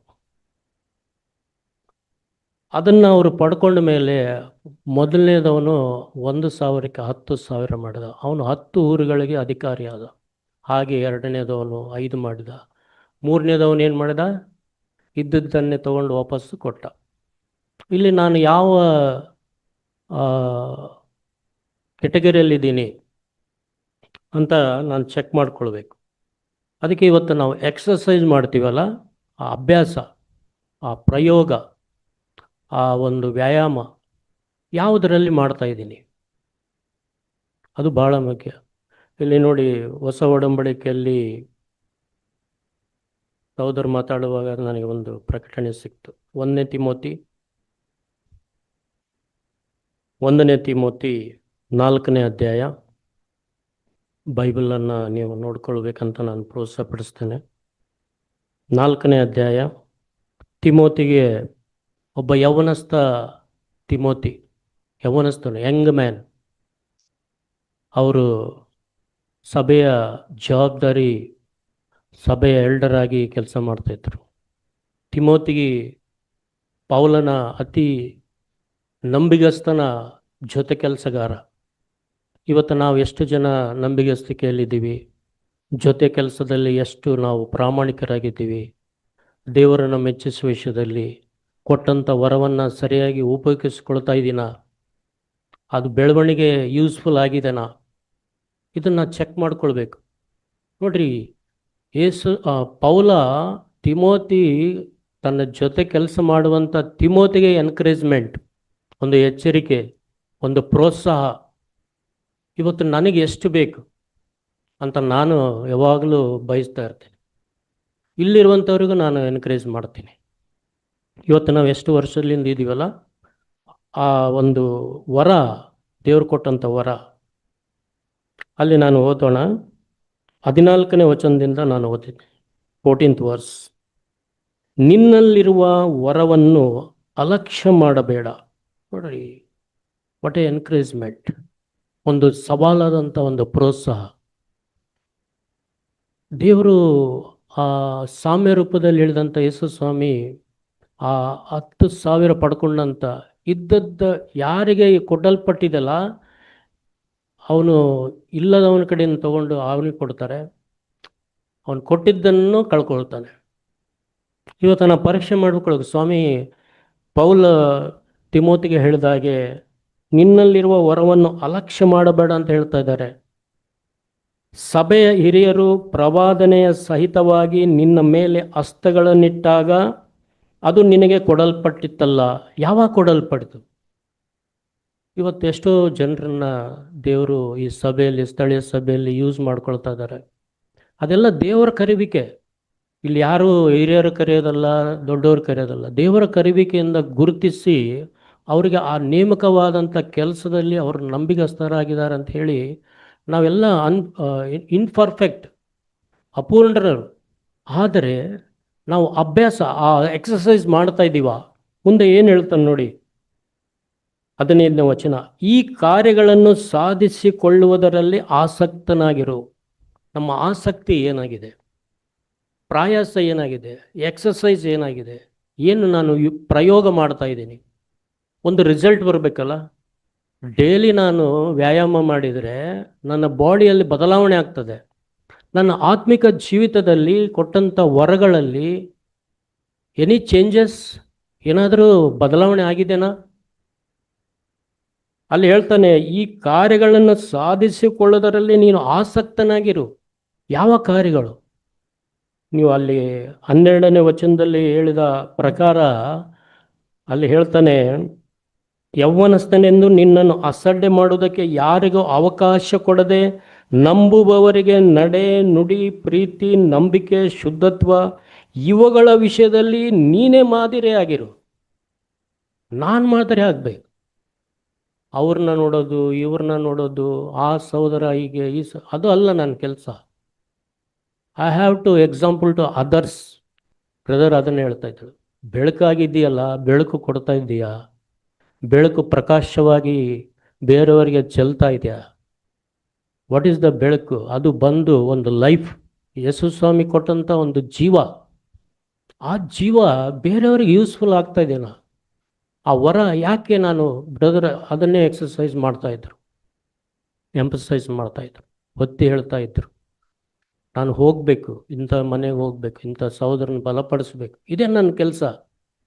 ಇದಕ್ಕಾಗಿ ಅಡ್ಡಿ ಏನಾಗಿದೆ? ಆಲಸ್ಯ ಅಂದರೆ ನನ್ನ ಸ್ವಾರ್ಥ ಅಡ್ಡಿ ಬರ್ತಾ ಇದೆ. ಕಾರ್ಯಗಳ ಮೇಲೆ ನಾನು ಯಾವಾಗಲೂ ಮನಸ್ಸು ಇಡ್ತಾ ಇದ್ದೀನಿ, ಅದಕ್ಕಾಗಿ ನಾನು ಮುಂದೆ ಹೋಗ್ತಾ ಇಲ್ಲ. ಅದಕ್ಕೆ ಹೇಳ್ತಾನೆ, ಇದರಿಂದ ನಿನ್ನ ಅಭಿವೃದ್ಧಿಯು ಎಲ್ಲರಿಗೆ ಪ್ರಸಿದ್ಧವಾಗುವುದು. ಆ ಕಾರ್ಯಗಳನ್ನು ನಾನು ಸಾಧಿಸಿಕೊಳ್ಳೋದ್ರಲ್ಲಿ ಆಸಕ್ತನಾಗಿದ್ದರೆ ನನ್ನ ಅಭಿವೃದ್ಧಿ ಎಲ್ಲರಿಗೆ ಪ್ರಸಿದ್ಧವಾಗಿರ್ತದೆ. ನಿನ್ನ ವಿಷಯದಲ್ಲಿಯೂ ನಿನ್ನ ಉಪದೇಶದ ವಿಷಯದಲ್ಲಿಯೂ ಎಚ್ಚರಿಕೆಯಾಗಿರು. ನೋಡ್ರಿ, ಒಂದು ಎಚ್ಚರಿಕೆ ಕೊಡ್ತಾರೆ ಪೌಲ ತಿಮೋತಿಗೆ. ಹಾಗೆ ನೀನು ಅಭಿವೃದ್ಧಿ ಹೊಂದಿದೆ ಅಂತೇಳಿ ಎಲ್ಲಿ ಬೇಕಲ್ಲಿ ಹೋಗಿ ಹೇಗೆ ಬೇಕಾಗಿ ಮಾತಾಡೋದಲ್ಲ. There is the limits. ಒಂದು ಬೌಂಡ್ರಿ ಇದೆ ನಮಗೆ, ಎಲ್ಲಿ ಹೋಗಬೇಕು, ಹೇಗೆ ಹೋಗಬೇಕು. ಒಬ್ಬ ಆತ್ಮಿಕ ಸಹೋದರ, ಒಬ್ಬ ಆತ್ಮಿಕ ಸಹೋದರಿ ಹೇಗೆ ನಾನು ಹೋಗ್ಬೇಕು ಅನ್ನೋದನ್ನು ಪ್ರತಿ ದಿವಸ ನಾನು ಎಕ್ಸಸೈಸ್ ಮಾಡಬೇಕು. ಏನ್ರಿ ಎಕ್ಸಸೈಸ್? ಪವಿತ್ರ ಆತ್ಮನನ್ನು ನಾನು ಹೊಂದಿಕೊಳ್ಬೇಕು, ಆತನ ಬಲ ಹೊಂದಿಕೊಳ್ಬೇಕು ಪ್ರತಿ ದಿವಸ. ಇದು ನನ್ನ ಫಸ್ಟ್ ಡೇ ಸ್ಟಾರ್ಟ್ ಮಾಡೋದು. ಪವಿತ್ರ ಆತ್ಮ ನನ್ನ ಮೇಲೆ ಬಂದರೆ ನಾನು ಬಲ ಹೊಂದ್ತೀನಿ ರೀ. ನಾನು ಸಾಕ್ಷಿಯಾಗಿರ್ತೀನಿ.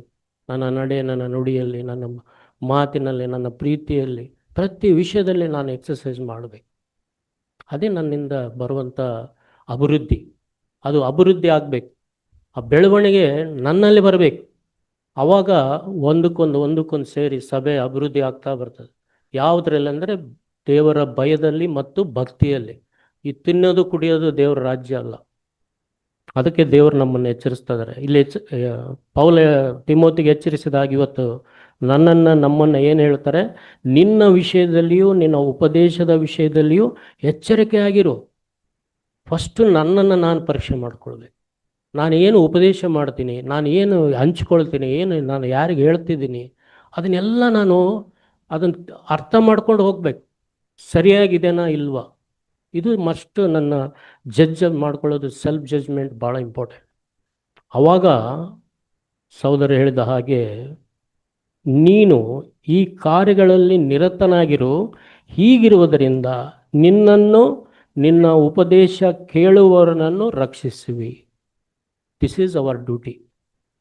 ಈ ರೀತಿಯಾಗಿ ನಾವು ಜೀವಿಸಲಿಕ್ಕೆ ಪ್ರಯಾಸಪಡೋಣ. ದೇವರು ನಮಗೆ ಪವಿತ್ರ ಆತ್ಮನು ಯಾವಾಗಲೂ ಜೊತೆ ಇರ್ತಾರೆ. ನಮ್ಮನ್ನು ಯಾವಾಗಲೂ ಬಲಪಡಿಸ್ಲಿಕ್ಕೆ ಅವರು ಬಯಸ್ತಾರೆ. ನಮಗೆ ಕೊಟ್ಟಂಥ ವರವನ್ನು ಆಲಸ್ಯ ಮಾಡೋದು ಬೇಡ. ಅದನ್ನು ಪ್ರತಿ ದಿವಸ ಎಕ್ಸಸೈಸ್ ಮಾಡೋಣ. ದೇವ್ರ ಹತ್ರ ಹೋಗೋಣ. ಸ್ವಾಮಿ, ನನಗೆ ಪವಿತ್ರ ಆತ್ಮನ ತುಂಬಿಸು.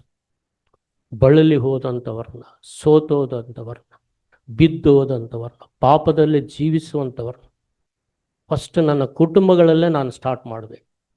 ಇದು ಯೇಸು ಸ್ವಾಮಿ ಕೆಲಸ. ಈ ಲೋಕದಲ್ಲಿ 33 ವರ್ಷ ಜೀವಿಸಿ ಹೋದ್ರವರು. ಅವರ ಹೆಜ್ಜೆ ಜಾಡಿನಲ್ಲಿ ನಡೆಯೋದೇ ನಮ್ಮ ಕೆಲಸ. ಅದಕ್ಕೆ ಯೇಸು ಸ್ವಾಮಿ ತಲಾಂತನ ಕೊಟ್ಟರು. ಹೇಗಿದೆ ನೋಡೋಣ, ಇವ 10,000, ನಾನು 1,000 ಕೊಡ್ತೀನಿ, ಹೇಗೆ ಇದನ್ನು ಯೂಸ್ ಮಾಡ್ಕೊತಾನೆ ಅಂತ. ಇವತ್ತು ನಾವು ಮಕ್ಕಳಿಗೆ ಕೊಡ್ತೀವಿ ಪಾಕೆಟ್ ಮನಿ ಅಂತ ಕೊಡ್ತೀವಿ ಅಲ್ಲ. ಪಾಕೆಟ್ ಮನಿ ಕೊಟ್ಟರೆ ಕೆಲವು ಮಕ್ಕಳು, ನನ್ನ ಮಕ್ಕಳು ನಾನು ಚಿಕ್ಕವರಿರುವ ನೆನಪಾಗ್ತದೆ, ಅವರೆಲ್ಲ ಒಂದು ಬಾಕ್ಸಲ್ಲಿ ಹಾಕಿಡ್ತಾ ಇದ್ರು. ಇಟ್ಟು ಹಂಗೆ ಇಡ್ತಿದ್ದಿಲ್ಲ ಅವರು. ಸ್ಕೂಲಿಗೆ ಏನು ಬೇಕೋ, ಯಾವಾಗ ಏನೇನು ಯೂಸ್ ಆಗಬೇಕು ಅವಾಗ ಯೂಸ್ ಮಾಡ್ಕೊಳ್ತಾ ಇದ್ರು. ಇವತ್ತು ನಾವು ಎಲ್ಲ ಕೂಡಿ ಇಡ್ತಾ ಇದ್ದೀವಿ, ಯೂಸ್ ಮಾಡ್ತಾ ಇಲ್ಲ, ಉಪಯೋಗಿಸ್ಕೊಳ್ತಾ ಇಲ್ಲ. ಅದೇ ಭಾಳ ಇಂಪಾರ್ಟೆಂಟ್. ಆ ರೀತಿ ಜೀವಿಸಲಿಕ್ಕೆ ದೇವರು ಕೃಪೆ ಕೊಳ್ಳಿ. ನಾವು ಪ್ರಾರ್ಥಿಸ್ಕೊಳ್ಳೋಣ ಕೊಟ್ಟಂಥ ವಾಕ್ಯಕ್ಕಾಗಿ. ಪ್ರೀತಿಯ ತಂದೆ, ಸ್ತೋತ್ರ ಸ್ವಾಮಿ.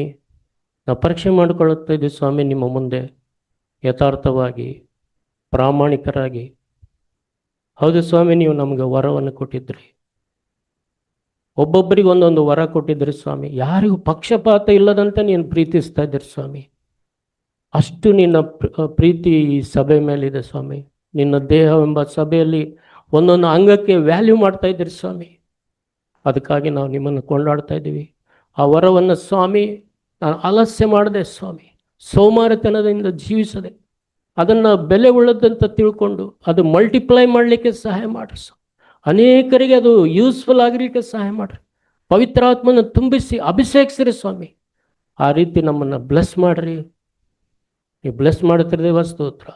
ಯೇಸು ಪರಿಶುದ್ಧ ನಾಮದಲ್ಲಿ ಬೇಡಿ ಹೊಂದಿದ್ದೇವೆ ನಮ್ಮ ತಂದೆ, ಆಮೆನ್. ಡಿಯರ್ ಬ್ರಸ್ಟರ್ಸ್, ಸಭೆಯಲ್ಲಿ ಒಂದು ಫ್ಯಾಮಿಲಿ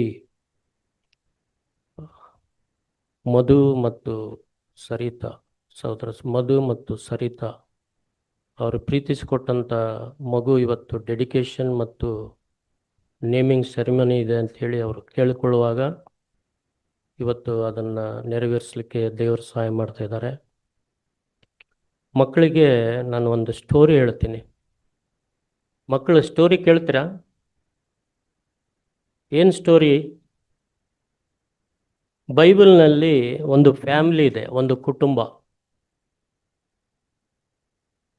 ಇಲ್ಲಿ ಅನೇಕ ಕುಟುಂಬಗಳಿದ್ದಾವೆ. ಈ ಕುಟುಂಬ ಹೇಗಿದೆ ಅಂದರೆ 1ನೇ ಸಮುವೇಲ 1ನೇ ಅಧ್ಯಾಯ. ಇಲ್ಲಿ ನಾನು ಕೆಲವು ವಿಷಯಗಳನ್ನು ಎನ್ಕರೇಜ್ ಮಾಡಲಿಕ್ಕಿದ್ದೀನಿ. ಮಧು ಕುಟುಂಬ ಮತ್ತು ಅನೇಕ ಕುಟುಂಬಗಳಿಗೆ, ಇದು ನನ್ನ ಕುಟುಂಬಕ್ಕೂ ದೇವರು ಮಾತಾಡಿದ್ದಾರೆ. ಏನಿದು? ಸಮುವೇಲ ಎಷ್ಟು ಜನಕ್ಕೆ ಗೊತ್ತು ಮಕ್ಕಳಿಗೆ? ಸ್ಯಾಮುವೇಲ್ ಗೊತ್ತಾ? ಸ್ಯಾಮುವೇಲ್ ಸಂಡೇ ಸ್ಕೂಲ್ನಾಗ ಹೇಳಿದಾರ ನಿಮಗೆಲ್ಲ? ಚಿಕ್ಕಂದಿನಿಂದ ಸಮುವೇಲ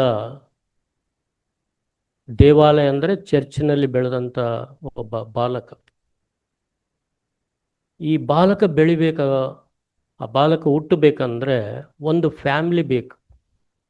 ಆ ಫ್ಯಾಮಿಲಿ ಯಾರಂದರೆ ಎಲ್ಕನು ಮತ್ತು ಹನ್ನಳು. ಈ ಎಲ್ಕನು ಹನ್ನಳು ಜೊತೆಗೆ ಇನ್ನೊಬ್ಬ ಸಹೋದರಿ ಇದ್ದರು ಆ ಕುಟುಂಬದಲ್ಲಿ. ನೋಡ್ರಿ, 6ನೇ ಅಧ್ಯಾಯ ನಾನು 6ನೇ ವಚನದಿಂದ ಓದ್ತೇನೆ. ಅಲ್ಲಿ ಇದಲ್ಲದೆ ಆಕೆಯ ಸವತಿ ಅಂದರೆ ಆಕೆ ಜೊತೆಗಿರುವಂಥ ಇನ್ನೊಬ್ಬ ಹೆಂಡತಿ, ಆಕೆ ಏನು ಮಾಡ್ತಾ ಇದ್ಲು? ಹನ್ನಳಿಗೆ ಮಕ್ಕಳಿಲ್ಲ ಅಂತ ಹೇಳಿ ಬರೀ ನೋಯಿಸುವಂಥ ಕೆಲಸ ಮಾಡ್ತಾಯಿದ್ಲು. ಏನು ಮಾಡ್ತಾಯಿದ್ಲು ಅಂದರೆ, ನಿನ್ನನ್ನು ಬಂಜೆಯನ್ನಾಗಿ ಮಾಡಿದ್ದಾನೆಂದು ಹೇಳಿ ಆಕೆಯನ್ನು ಕೆಣಕಿ ನೋಯಿಸ್ತಿದ್ಲಂತ. ಬರೀ ನೋಯಿಸೋದಲ್ಲ, ಕೆಣಕಿ. ಇವತ್ತೆಷ್ಟು ಜನ ಮಕ್ಕಳಿಲ್ಲಂಥ ಸಹೋದರಿಯರು, ಸ್ತ್ರೀಯರು ಈ ಲೋಕದಲ್ಲಿ ಆ ನೋವನ್ನು ಅದನ್ನು ಫೇಸ್ ಮಾಡ್ತಾ ಇದ್ದಾರೆ. ನಮ್ಮ ಸಭೆಯಲ್ಲೂ ಕೆಲವರಿದ್ದಾರೆ. ಅವರಿಗೆಲ್ಲ ಎನ್ಕರೇಜ್ಮೆಂಟ್. ಹೇಗೆ ಎನ್ಕರೇಜ್ಮೆಂಟ್ ನೋಡಿ ಏನಾಯಿತು ಮುಂದೆ. ಅದನ್ನು ಯಾರಿಗೆ ಗೊತ್ತಾಯ್ತು ಅಂದರೆ ಆಕೆ ಗಂಡನಿಗೆ, ಹನ್ನಳ ಗಂಡ ಎಲ್ಕನಿಗೆ ಗೊತ್ತಾಯಿತು. ಅವ ಪ್ರತಿ ವರ್ಷ ಚರ್ಚಿಗೆ ಹೋಗ್ತಾ ಇದ್ದ, ಅಂದರೆ ದೇವರ ಮಂದಿರಕ್ಕೆ ಪ್ರತಿ ವರ್ಷ ಹೋಗ್ತಾ ಇದ್ದ. ಸ್ವಲ್ಪ ಪ್ರಯಾಣ ಮಾಡಿ ಹೋಗುವಂಥ ಒಂದು ಮಂದಿರ. ಅಲ್ಲಿ ನೋಡ್ರಿ, ಅಲ್ಲಿ ಪೆನ್ನಿನ್ನಳು ಆಕೆಯನ್ನು ರೇಗಿಸುತ್ತಿದ್ದರಿಂದಲೂ ಹನ್ನಳು ಒಂದಾನೊಂದು ಸಾರಿ ಉಣ್ಣಲೊಲ್ಲದೆ ಅಳುತ್ತಾ ಇದ್ಲಂತೆ. ಅಲ್ಲಿನೂ ಚರ್ಚಿನಲ್ಲಿನೂ ಅಳಿಸೋದಂತ ಆಕೆ. ಇವತ್ತು ಅಂಥ ಜನರು ಇದ್ದಾರೆ. ಅದನ್ನು ಯಾರಿಗೆ ಗೊತ್ತಾಯಿತು? ಎಲ್ಕನಿಗೆ ಗೊತ್ತಾಯಿತು. ಅಲ್ಲಿ ಏನಾಯಿತು ಮುಂದೆ? ಒಂದು ಎನ್ಕರೇಜ್ಮೆಂಟ್ ಗಂಡನಿಂದ ಹನ್ನಳಿಗೆ ಒಂದು ಎನ್ಕರೇಜ್ಮೆಂಟ್ ಏನಂದರೆ, ಆಕೆನ ಹೇಳ್ತಾನೆ. ಆಗ ಆಕೆಯ ಗಂಡನಾದ ಎಲ್ಕನನು ಆಕೆಗೆ, ಹನ್ನ ಯಾಕೆ ಅಳ್ತಿ? ಉಣ್ಣದಿರುವುದಕ್ಕೆ ಕಾರಣ ಏನು? ಯಾಕೆ ಅಳ್ತೀಯ? ನೀ ಯಾಕೆ ಊಟ ಬಿಟ್ಟಿದೀಯ? ಯಾಕೆ ವ್ಯಸನ ಪಡ್ತೀಯ ನೀನು? ನಾನು ನಿನಗೆ 10 ಮಂದಿ ಮಕ್ಕಳಿಗಿಂತ ಹೆಚ್ಚಾಗಿದ್ದೇನಲ್ಲ ಅಂತ ಹೇಳಿದ್ಲಂತೆ. ನೋಡ್ರಿ, ಗಂಡ ಹೆಂಡತಿ ಸೋತೋಗುವಾಗ ಇವತ್ತು ಎಷ್ಟೋ ಜನರ ಮನೆಯಲ್ಲಿ ಹೆಣ್ಮಕ್ಳು ಇರ್ತಾರೆ, ಬರೀ ಗಂಡು ಮಕ್ಕಳು ಇರಲ್ಲ. ಆ ಹೆಣ್ಮಕ್ಳು ಹೇಳ್ತಾರೆ ಆ ತಂದೆ ತಾಯಿಗೆ, ನಾನು ಒಬ್ಬ ಗಂಡಸ್ ಥರ ಇರ್ತೀನಿ, ಆ ಥರ ನಾನು ಜೀವಿಸ್ತೀನಂತ ಒಂದು ಎನ್ಕರೇಜ್ಮೆಂಟ್ ಮಕ್ಕಳಿಂದ ಬರ್ತದೆ. ಇಲ್ಲಿ ಗಂಡನಿಂದ ಹೆಂಡತಿಗೆ ಬಂತು ಏನು? ನಾನು 10 ಮಂದಿ ಮಕ್ಕಳಿಗಿಂತ ನಿನಗೆ ಗ್ರೇಟ್ ಇದ್ದೀನಿ. ಆ ಎನ್ಕರೇಜ್ಮೆಂಟ್, ಆ ಪ್ರೋತ್ಸಾಹ ಸಿಕ್ತು. ಆಮೇಲೆ ಏನಾಯ್ತು ನೋಡ್ರಿ, ಅಲ್ಲಿ ಅವರು ಸಿಲೋಮಿನಲ್ಲಿ ಅನ್ನಪಾನಗಳಂತ, ಅಂದರೆ ಊಟ ಮಾಡಿಕೊಂಡು ಮತ್ತೆ ಮುಂದೆ ಹೋಗ್ತಾರೆ. ಅವರು ಊಟ ಮಾಡಿಸ್ತಾನೆ ಹೆಂಡತಿಗೆ. 10ನೇ ವಚನ ಬರೋಣ. ಅಲ್ಲಿ ಹನ್ನಳು ಹೋಗ್ತಾಳೆ, ಹೋಗಿ ಬಹು ದುಃಖದಿಂದ ಕಣ್ಣೀರು ಸುರಿಸುತ್ತಾ ದೇವರನ್ನ, ಸೇನಾಧೀಶ್ವರ ದೇವರನ್ನ, ನಿನ್ನ ದಾಸಿಯ ದುಃಖವನ್ನು ಪರಾಮರಿಸು, ನನ್ನನ್ನು ತಿರಸ್ಕರಿಸದೆ ಕನಿಕರವಿಟ್ಟು ನನಗೊಬ್ಬ ಮಗನನ್ನು ಕೊಡಬೇಕು ಅಂತೇಳಿ ಆಕೆ ಬೇಡ್ತಾಳೆ. ದೇವ್ರಿಗೆ ಹೆಂಗೆ ಬೇಡಬೇಕು ನಾವು ಅಂದರೆ, ಕನಿಕರ ಪಡುಪ ಸ್ವಾಮಿ, ನನ್ನ ಮೇಲೆ ಕನಿಕರ ತೋರಿಸು. ಆ ಒಂದು ಡಿಸೈರ್, ಒಂದು ಆಸೆ ಒಳಗಡೆ ಆಕೆ ಹೃದಯದಲ್ಲಿತ್ತು. ಭಾಳ ಜನರಿಗೆ ಬರೀ ತಲೆಯಲ್ಲಿರ್ತಾರೆ, ಹೃದಯದಲ್ಲಿ ಬರಬೇಕು. ಹೆಂಗೆ ಬರಬೇಕು? ಆಕೆ ನೋಡ್ರಿ, ಕನಿಕರ ಬಿಟ್ಟು ನನಗೊಬ್ಬ ಮಗನನ್ನು ಕೊಡು. ನೋಡ್ರಿ, ಪರ್ಟಿಕ್ಯುಲರ್ ಆಗಿ ಸ್ಪೆಸಿಫಿಕ್ ಆಗಿ ಮಗನನ್ನೇ ಕೇಳ್ತಾ ಇದ್ದಾಳೆ. ಯಾರು? ಹನ್ನಳು. ಆಮೇಲೆ ಏನಾಯಿತು, ಆಕೆಗೆ ಒಂದು ತೀರ್ಮಾನ ಒಳಗಡೆ ಬೇಕಂತ ಕೇಳ್ಕೊಂಡ ಮೇಲೆ ಒಂದು ತೀರ್ಮಾನ ಇತ್ತು. ಇವತ್ತು ಆ ಕುಟುಂಬ ಯಾವ ಒಂದು ತೀರ್ಮಾನ ತೆಗೆದುಕೊಂಡು ದೇವ್ರ ಮುಂದೆ ಬಂದಿದೆ, ಮಧು ಮತ್ತು ಸರಿತಾ ಅವರ ಮಗುವನ್ನು ಕರ್ಕೊಂಡು. I want to encourage that family. ಇಲ್ಲಿ ಏನು ಹೇಳ್ತಾನೆ, ಹನ್ನಳ ಒಂದು ತೀರ್ಮಾನ, ಅವನು ಜೀವದಿಂದಿರುವ ತನಕ ನಿನ್ನವನಾಗಿಯೇ ಇರುವ ಹಾಗೆ ನಿನಗೆ ಪ್ರತಿಷ್ಠಿಸಿ ಕೊಡುವೆನು. ದಿಸ್ ಇಸ್ ದ ಒಂದು ತೀರ್ಮಾನ. ಇದು ಒಂದು ತೀರ್ಮಾನ. ಇವತ್ತು ಆ ಕುಟುಂಬ ಬಂದಿದೆ. ಇವತ್ತು ಎಷ್ಟೋ ಕುಟುಂಬಗಳು ನಿಮ್ಮ ಮಕ್ಕಳನ್ನು ಪ್ರತಿಷ್ಠಿಪಡಿಸಿದಿರಿ, ಹೆಸರಿಟ್ಟುಕೊಂಡಿದ್ದೀರಿ, ಬೈಬಲ್ನಲ್ಲಿರುವಂಥ ಎಲ್ಲ ಒಳ್ಳೊಳ್ಳೆ ಹೆಸರುಗಳನ್ನು ತಗೊಂಡಿದ್ದೀರಿ. ಮುಂದೆ ಆ ಮಕ್ಕಳನ್ನು ನೀವು ಪ್ರತಿಷ್ಠಿಪಡಿಸಿದ ಮೇಲೆ ನಿಮ್ಮ ಜವಾಬ್ದಾರಿ ಏನಾಗಿದೆ? ಇಲ್ಲಿ ಇನ್ನೊಂದು ಕುಟುಂಬ ಬರ್ತದೆ ಮುಂದೆ ನೋಡ್ರಿ. ಆಮೇಲೆ ಏನಾಯಿತು, ಆಕೆ ಆ ಡಿಸಿಷನ್ ಆರೈಕೆ ಮಾಡಿದ್ಲಂತೆ ಪ್ರಾರ್ಥಿಸಿ. 19ನೇ ವಚನಕ್ಕೆ ಬಂದ ಮೇಲೆ 19ನೇ ವಚನ ನೀವು ಓದ್ರಿ, ಬೈಬಲ್ ಓಪನ್ ಮಾಡಿ. ಅವರು ಮರುದಿನ ಬೆಳಗ್ಗೆ ಎದ್ದು ದೇವರನ್ನು ಆರಾಧಿಸಲಿಕ್ಕೆ ರಾಮದಲ್ಲಿದ್ದ ತಮ್ಮ ಮನೆಗೆ ಬಂದರು. ಎಲ್ಕನನು ತನ್ನ ಹೆಂಡತಿ ಹನ್ನಳನ್ನು, ಅದು ಆದಮೇಲೆ ಅನುಗ್ರಹ, ಯಾರಂದರೆ ದೇವರ ಅನುಗ್ರಹದಿಂದ. ನೋಡ್ರಿ, ದೇವರ ಅನುಗ್ರಹ ಭಾಳ ಮುಖ್ಯ. ಒಂದು ಬಹುಮಾನ ಬರಬೇಕಂದ್ರೆ ದೇವರ ಅನುಗ್ರಹ, ಇದು ಭಾಳ ಇಂಪಾರ್ಟೆಂಟ್. ಅನುಗ್ರಹದಿಂದ ಗರ್ಭಿಣಿಯಾಗಿ ದಿನ ತುಂಬಿದ ಮೇಲೆ ಒಬ್ಬ ಮಗನನ್ನು ಹೆತ್ತಳಂತೆ. ದೇವರು ಬೇಡಿಕೆ ಕೊಂಡೆನೆಂದು ಹೇಳಿ ಆ ಮಗನಿಗೆ ಸಮವೇಲನೆಂದು ಹೆಸರಿಟ್ಟಳು. ಬೇಡಿ ಪಡ್ಕೊಂಡೇನಂತೇಳಿ ಸಮವೇಲ್ ಅಂತೇಳಿ ಆ ಮಗುಗೆ ಹೆಸರಿಟ್ರಂತೆ. ಮುಂದೆ ಏನಾಯ್ತು, 22ನೇ ವಚನ, ಆಕಿ ತಾಯಿ, ಗಂಡ ಸೇವೆ ಮಾಡ್ತಾ ಇದ್ದಾನೆ, ತಾಯಿ ಇಂಪಾರ್ಟೆಂಟ್. ನೀವೆಲ್ಲ ಸ್ತ್ರೀಯರು ನಿಮ್ಮ ಮಕ್ಕಳ ವಿಷಯದಲ್ಲಿ ಎಷ್ಟು ಜವಾಬ್ದಾರಿ ಇದೆ, ಎಷ್ಟು ಜವಾಬ್ದಾರಿಯಿಂದ ನಿಮ್ಮ ಮಕ್ಕಳನ್ನು ಕರ್ತನ ಭಯದಲ್ಲಿ ಪ್ರತಿಷ್ಠೆಪಡಿಸಿದಂಥ ಕರ್ತನ ಮಾರ್ಗದಲ್ಲಿ, ಕರ್ತನ ಪ್ರೀತಿಯಲ್ಲಿ, ಕರ್ತನ ಒಂದು ಭದ್ರತೆಯಲ್ಲಿ ಬೆಳೆಸಲಿಕ್ಕೆ ನೀವೆಷ್ಟು ಪ್ರಯಾಸ ಪಡ್ತಾ ಇದ್ರಿ. ಆ ಸ್ತ್ರೀ ಹನ್ನಳು ಆ ಮಗು ವಾಪಸ್ ದೇವರಿಗೆ ಒಪ್ಪಿಸುವವರಿಗೆ, ಅಂದರೆ ಆತನಿಗೋಸ್ಕರ ನಾನು ಬಿಟ್ಟು ಕೊಡ್ತೇನೆ ಅಂತ ಹೇಳುವವರಿಗೆ ಸಾಕಿ ಸಲಗಿದಳಂತಕ್ಕೆ. ನೋಡ್ರಿ, ಅಲ್ಲಿ 22ರಿಂದ ನಾನು ಓದ್ತೇನೆ. ಮಗನು ಮೊಲೆ ಬಿಡುವವರೆಗೆ ನಾನು ಬರುವುದಿಲ್ಲ, ಅವನು ಯೆಹೋವನ ಸನ್ನಿಧಿಯಲ್ಲಿ ಕಾಣಿಸಿಕೊಂಡು ಯಾವಾಗಲೂ ಅಲ್ಲೇ ಇರುವ ಹಾಗೆ ಆಮೇಲೆ ತೆಗೆದುಕೊಂಡು ಬರುವೆನೆಂದು ಹೇಳಿದಳು. ಆಕೆ ಗಂಡನಾದ ಎಲ್ಕನನು ಆಕೆಗೆ, ನಿನಗೆ ಸರಿ ತೋರುವ ಪ್ರಕಾರ ಆಗಲಿ, ಮಗನು ಮೊಲೆ ಬಿಡುವವರೆಗೆ ಇರು, ಯೆಹೋವನು ತನ್ನ ವಾಕ್ಯವನ್ನು ದೃಢಪಡಿಸಲಿ ಅಂದನು. ಮಗನು ಮೊಲೆ ಬಿಡುವ ತನಕ ಹನ್ನಳು ಮನೆಯಲ್ಲೇ ಇದ್ದು ಅವನನ್ನು ಸಾಕಿದಳು ಅಂದ್ರೆ ಏನು? ಕರ್ತನ ಭಯದಲ್ಲಿ, ಕರ್ತನಿಗೆ ಕಿವಿಗೊಡೋದರಲ್ಲಿ, ದೇವರ ಮಾತಿಗೆ ವಿಧೇಯತೆಯನ್ನು ಕಲಿಸೋದರಲ್ಲಿ, ಈ ಒಂದು ಸ್ವಭಾವದಲ್ಲಿ ತನ್ನ ಮಗುವನ್ನು ಬೆಳೆಸ. I want encourage the Madhu family ಮತ್ತು ಅನೇಕ ಫ್ಯಾಮ್ಲಿಯನ್ನು. ಇವತ್ತು ನಮ್ಮ ಮಕ್ಕಳನ್ನು ಬರೀ ಪ್ರತಿಷ್ಠೆಪಡಿಸಿ ಹೆಸರಿಟ್ಟುಕೊಂಡು ಆಮೇಲೆ ನಾನು ಸಭೆಗೆ ಬರೋದಿಲ್ಲ, ನಾನು ಯಾವುದರಲ್ಲಿ ನಾನು ಭಾಗಿಯಾಗಲ್ಲ, ಅನ್ಯೋನ್ಯತೆ ಇಲ್ಲ, ಇದೆಲ್ಲ ಏನಾಗ್ತದೆ ನೋಡ್ರಿ. ಇನ್ನೊಂದು ಫ್ಯಾಮಿಲಿ ಇದೆ, ಎಚ್ಚರಿಕೆ ಮಾತು ಇದೇ ಅಧ್ಯಾಯದಲ್ಲಿ, ಇದೇ ಪುಸ್ತಕದಲ್ಲಿ 2ನೇ ಅಧ್ಯಾಯ. ಇಲ್ಲಿ ಏಲಿ ಅಂತೇಳಿ ಒಬ್ಬ ದೇವಸೇವಕ, ಅವನಿಗೆ ಮಕ್ಕಳಿರ್ತಾರೆ. 12ನೇ ವಚನ, ಏಲಿಯ ಮಕ್ಕಳು ಬಹು ದುಷ್ಟರಾಗಿದ್ದರು, ಅವರು ಯೆಹೋವನನ್ನು ಲಕ್ಷಿಸುತ್ತಿರಲಿಲ್ಲ. ಇಲ್ಲಿ ಮಕ್ಕಳು ಅವು ನೋಡಿ, ದೇವರ ಸೇವಕ, ದೇವರ ಜೊತೆಗೆ ಸಂಪರ್ಕ ಇರುವಂಥ ಮನುಷ್ಯ, ಆತನ ಮಕ್ಕಳು ಏನಾದರೂ ದುಷ್ಟರಾಗಿದ್ದರಂತೆ. ದೇವರನ್ನ ಲಕ್ಷ್ಯಕ್ಕೆ ತೆಗೆದುಕೊಳ್ತಿದ್ದಿಲ್ಲಂತೆ, ಅಷ್ಟು ದುಷ್ಟರಾಗಿದ್ದರು.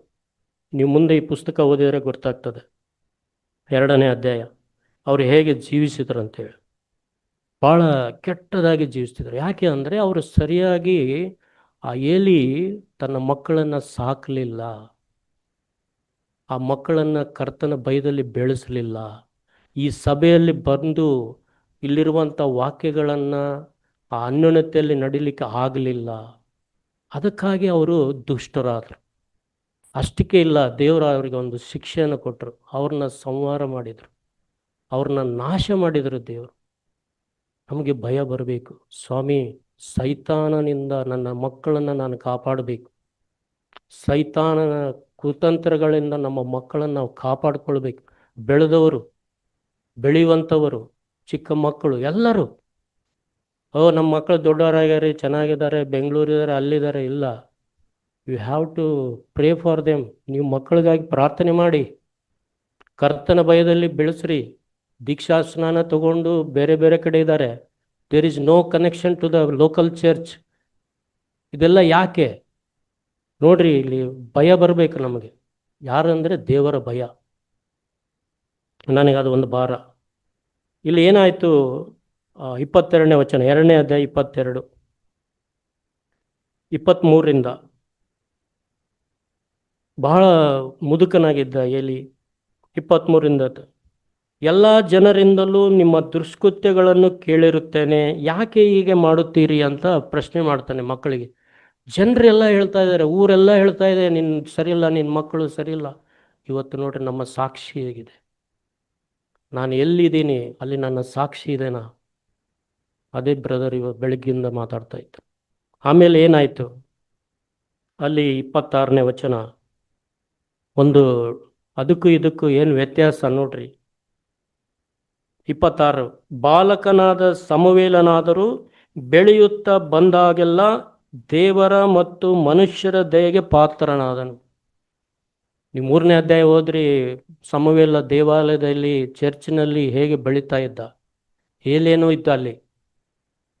ಈಸ್ ಅಂಡರ್ ದ ಅಥಾರಿಟಿ ಇದ್ದ, ಒಂದು ಅಧಿಕಾರದ ಕೆಳಗಡೆ ಕೆಲಸ ಮಾಡ್ತಾ ಇದ್ದ. ಇವತ್ತು ನಾವು ಎಷ್ಟು ಅಧಿಕಾರ ಕೆಳಗಡೆ ಕೆಲಸ ಮಾಡ್ತಾ ಇದ್ದೀವಿ, ಅಧಿಕಾರಿಗಳ ಜೊತೆಗೆ ನಾವು ಒಂದು ಅನ್ಯೋನ್ಯತೆಯಲ್ಲಿದ್ದೀವಿ, ಐಕ್ಯತೆಯಲ್ಲಿದ್ದೀವಿ. ಇದನ್ನು ನಾನು ಚೆಕ್ ಮಾಡ್ಕೊಳ್ಬೇಕು. 3ನೇ ಅಧ್ಯಾಯದಲ್ಲಿ ನೀವು ಓದಿದರೆ ಭಾಳ ಸ್ಪಷ್ಟವಾಗಿ ದೇವರ ಸ್ವರಕ್ಕೆ ಪ್ರತಿ ಬೆಳಗಿನ ಜಾವದಲ್ಲಿ ನಾವು ನಿದ್ದೆಯಲ್ಲಿರುವಾಗಲೇ ಸಮುವೇಲ ಸಮುವೇಲ ಅಂತ ಕೂಗುವಾಗ, ಓ ಇದ್ದೀನಿ ಸ್ವಾಮಿ, ನಾನಿದ್ದೀನಿ. ಇವತ್ತೆಷ್ಟು ಜನ ನೀವು ಬೇರೆಯವರಿಗೆ ಅಥವಾ ಹಿರಿಯರಿಗೆ, ನಿಮ್ಮ ತಂದೆ ತಾಯಿಗೆ, ಓ ನಾನು ಇದ್ದೀನಿ ಅಪ್ಪ ಅಮ್ಮ ಇದ್ದೀನಿ, ನಾನು ಕೆಲಸ ಮಾಡ್ತೀನಿ, ಏನು ಹೇಳೋರು ಇದ್ದೀವ? Not only one day, not only once in a year. Birthday ಬರುವಾಗ ಅವಾಗೆಲ್ಲ ನಾವು ಕೇಳೋದು. ಭಾಳ ಜನ ಬರ್ತ್ಡೇ ಬರುವಾಗ ಹೊಸ ಡ್ರೆಸ್ ಬರ್ತದೆ ಅಂತೇಳಿ ಅಮ್ಮ ಅಪ್ಪನ ಮಾತು ಕೇಳೋಕ್ಕೆ ಸ್ಟಾರ್ಟ್ ಮಾಡ್ತಾರೆ. ಅದಲ್ಲ, ದಟ್ ಈಸ್ ನಾಟ್ ಅದೆಲ್ಲ ಸೈತಾನನ ಕೆಲಸ. ದೇವರ ಮಕ್ಕಳು ಹೇಗಿರ್ಬೇಕಂದ್ರೆ ಸಮವೇಲನ ಹಾಗಿರ್ಬೇಕು. ನೀವು ಹೊಸ ಒಡಂಬಡಿಕೆಯಲ್ಲಿ ನಮಗೆ ಯೇಸು ಸ್ವಾಮಿ ಎಕ್ಸಾಂಪಲ್ ಆಗಿದ್ದಾರೆ. ನೀವು ಹೋದ್ರಿ ಲೂಕನು ಬರೆದ ಸುವಾರ್ತೆ 1-2ನೇ ಅಧ್ಯಾಯದಲ್ಲಿ, 2ನೇ ಅಧ್ಯಾಯದಲ್ಲಿ ಯೇಸು ಸ್ವಾಮಿಯನ್ನು ಒಂದು 8 ದಿನ ಮಗು ಇರುವಾಗೆ ಪ್ರತಿಷ್ಠೆ ಪಡಿಸಿದರು. ಆಮೇಲೆ ಆತನು 12 ವರ್ಷದಲ್ಲಿ ದೇವರ ಭಯದಲ್ಲಿ, ಜ್ಞಾನದಲ್ಲಿ ಮತ್ತು ದಯದಲ್ಲಿ ಆತನು ಬೆಳೆದನಂತ ನಾವು ನೋಡ್ತೇವೆ. ಇವತ್ತು ಆ ಒಂದು ಬೆಳವಣಿಗೆ ನನ್ನಲ್ಲಿದೆನಾ? ಬ್ರದರು ಸಭೆ ಬೆಳವಣಿಗೆ ಬಗ್ಗೆ ಹೇಳ್ತಾ ಇದ್ರು. ಇವತ್ತು ಮಕ್ಕಳ ಬೆಳವಣಿಗೆ ಭಾಳ ಮುಖ್ಯ. ಯಾಕೆ 2000 ವರ್ಷದಿಂದ ಈ ಸುವಾರ್ತೆ ಸಾರಲ್ಪಡ್ತಾ ಇದೆ ಅಂದರೆ ಜನರೇಷನ್ ಟು ಜನರೇಷನ್, ಪೀಳಿಗೆ ಮೇಲೆ ಪೀಳಿಗೆ ಅದು ಹೋಗ್ಬೇಕು. ಹೇಳಿದ ವಾಕ್ಯವನ್ನು ಯಾಕೆ ಸಾರಲ್ಪಡ್ತಾ ಇದೆ ಅಂದರೆ ನಮ್ಮ ಮಕ್ಕಳಿಗೆ ತಿಳಿಸ್ಬೇಕು. ಅದೇ ನಮ್ಮ ಕೆಲಸ. ಓ ನಾನು ಆಯಿತು, ನನ್ನ ಮುಗೀತು ಅಂತ ಇಲ್ಲ. ನೋಡಿ ಮುಂದೆ ಏನಾಗ್ತದೆ. 3ನೇ ಅಧ್ಯಾಯಕ್ಕೆ ಬಂದಾಗ 19ನೇ ವಚನ, ಸಮುವೇಲ ಇದನ್ನು ಹೇಳಿ ನಾನು ಆ ಕುಟುಂಬವನ್ನು ಮುಂದೆ ಕರೀತೇನೆ. ಸಿದ್ಧರಾಗಿ ಬರಬೇಕು, ಆ ಕುಟುಂಬ ಮಗುವನ್ನು ಕರ್ಕೊಂಡು ಬರಬೇಕು. ಸಮುವೇಲನು ದೊಡ್ಡವನಾಗುತ್ತಾ ಬಂದನಷ್ಟೇ ದೇವರು ಅವನೊಡನೆ ಇದ್ದದ್ದರಿಂದ ಅವನ ಪ್ರವಾದನೆಗಳಲ್ಲಿ ಒಂದೂ ಬಿದ್ದೋಗಲಿಲ್ಲ.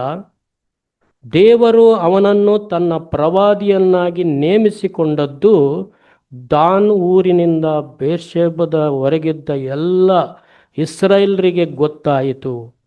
ದೇವರು ಶಿಲೋವಿನಲ್ಲಿ ದರ್ಶನ ಕೊಡುವುದಕ್ಕೆ ಪ್ರಾರಂಭಿಸಿ ತನ್ನ ವಾಕ್ಯದಿಂದ ಸಮುವೇಲನಿಗೆ ತನ್ನನ್ನು ಪ್ರಕಟಿಸಿಕೊಳ್ಳುತ್ತಾ ಬಂದನು. ಸಮುವೇಲನು ಇಸ್ರಾಯೇಲರಿಗೆ ದೈವೋತ್ತರಗಳನ್ನು ತಿಳಿಸುತ್ತಿದ್ದನು. ನೋಡ್ರಿ, ನಾವು ಪಡ್ಕೊಂಡಿವಿ.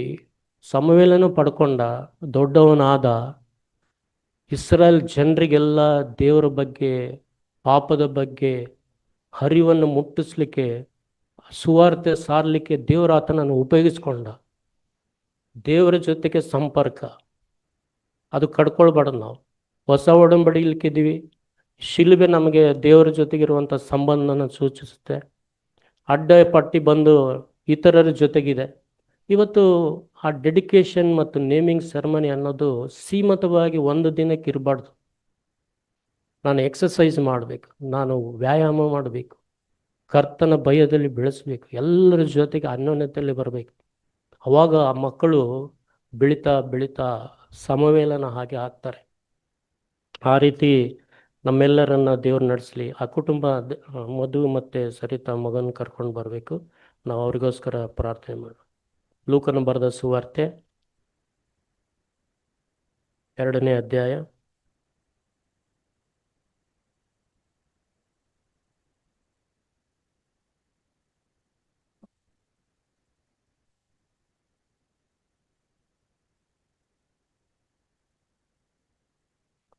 2ನೇ ಅಧ್ಯಾಯದಲ್ಲಿ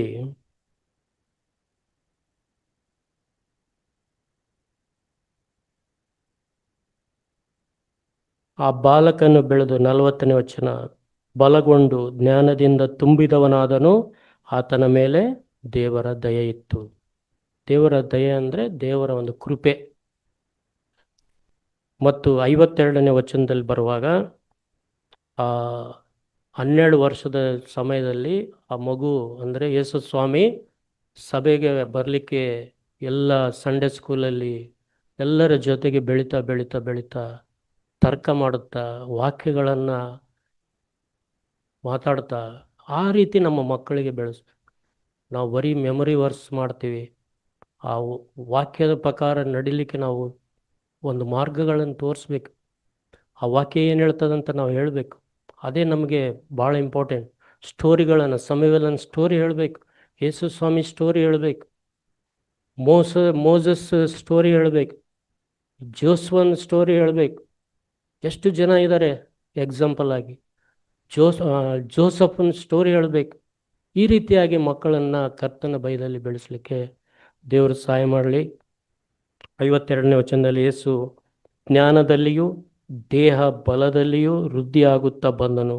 ಇದಲ್ಲದೆ ದೇವರ ಮತ್ತು ಮನುಷ್ಯರ ದಯೆಯು ಆತನ ಮೇಲೆ ಹೆಚ್ಚಾಗುತ್ತಾ ಬಂತು.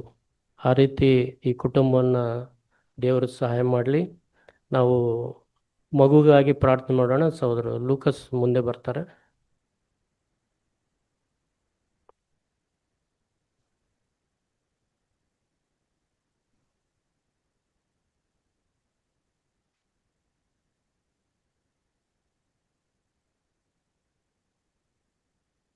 ಕುಟುಂಬ ಪ್ರೀತಿಸಿಕೊಟ್ಟಂಥ ಮಗುವನ್ನು ಸಮರ್ಥ್ ಇಮ್ಮಾನುವೇಲ್ ಅಂತ ಹೆಸರಿಡಲಿಕ್ಕೆ ಬಯಸಿದ್ದಾರೆ. ನಾವು ಯೇಸ್ವಾಮಿ ಹೆಸರಲ್ಲಿ ಮಗುವಿಗೆ ಸಮರ್ಥ್ ಇಮ್ಮಾನುವೇಲ್ ಅಂತೇಳಿ ನಾವು ಹೆಸರಿನಿಂದ ಕರಿತಾ ಇದ್ದೀವಿ. ಸಭೆಯವರೆಲ್ಲರೂ ಸಮರ್ಥ್ ಇಮ್ಮಾನುವೇಲ್ ಅಂತ ಕರೀಲಿಕ್ಕೆ ನಾನು ಬಯಸ್ತೇನೆ. ಮಗು ನಗ್ತಾ ಇದೆ. Thank you. Praise the Lord. Samarth, God bless you. ಪ್ರಾರ್ಥನೆ ಮಾಡಿಕೊಳ್ಳೋಣ. ನಮ್ಮ ಸಹೋದರ ಲೂಕಸ್ ಅವರು ಪ್ರಾರ್ಥನೆ ಮಾಡ್ತಾರೆ ಮಗುಗೆ. ನಾವೆಲ್ಲರೂ ಪ್ರಾರ್ಥನೆಯಲ್ಲಿ ಸಪೋರ್ಟ್ ಆಗಿರೋಣ. ಅವ್ರ ಕುಟುಂಬಕ್ಕಾಗಿ ಕೇಳಿಸ್ಕೊಂಡಂಥ ವಾಕ್ಯದ ಪ್ರಕಾರ ಅವರೆಲ್ಲರೂ ನಡಿಲಿಕ್ಕಾಗಿ ಪ್ರಾರ್ಥಿಸಿಕೊಳ್ಳೋಣ. ಪ್ರೀತಿಯುಳ್ಳ ಸ್ವಾಮಿ, ಈ ಒಂದು ಒಳ್ಳೆಯ ಸಮಯಕ್ಕಾಗಿ ಸ್ತೋತ್ರ ಸ್ವಾಮಿ.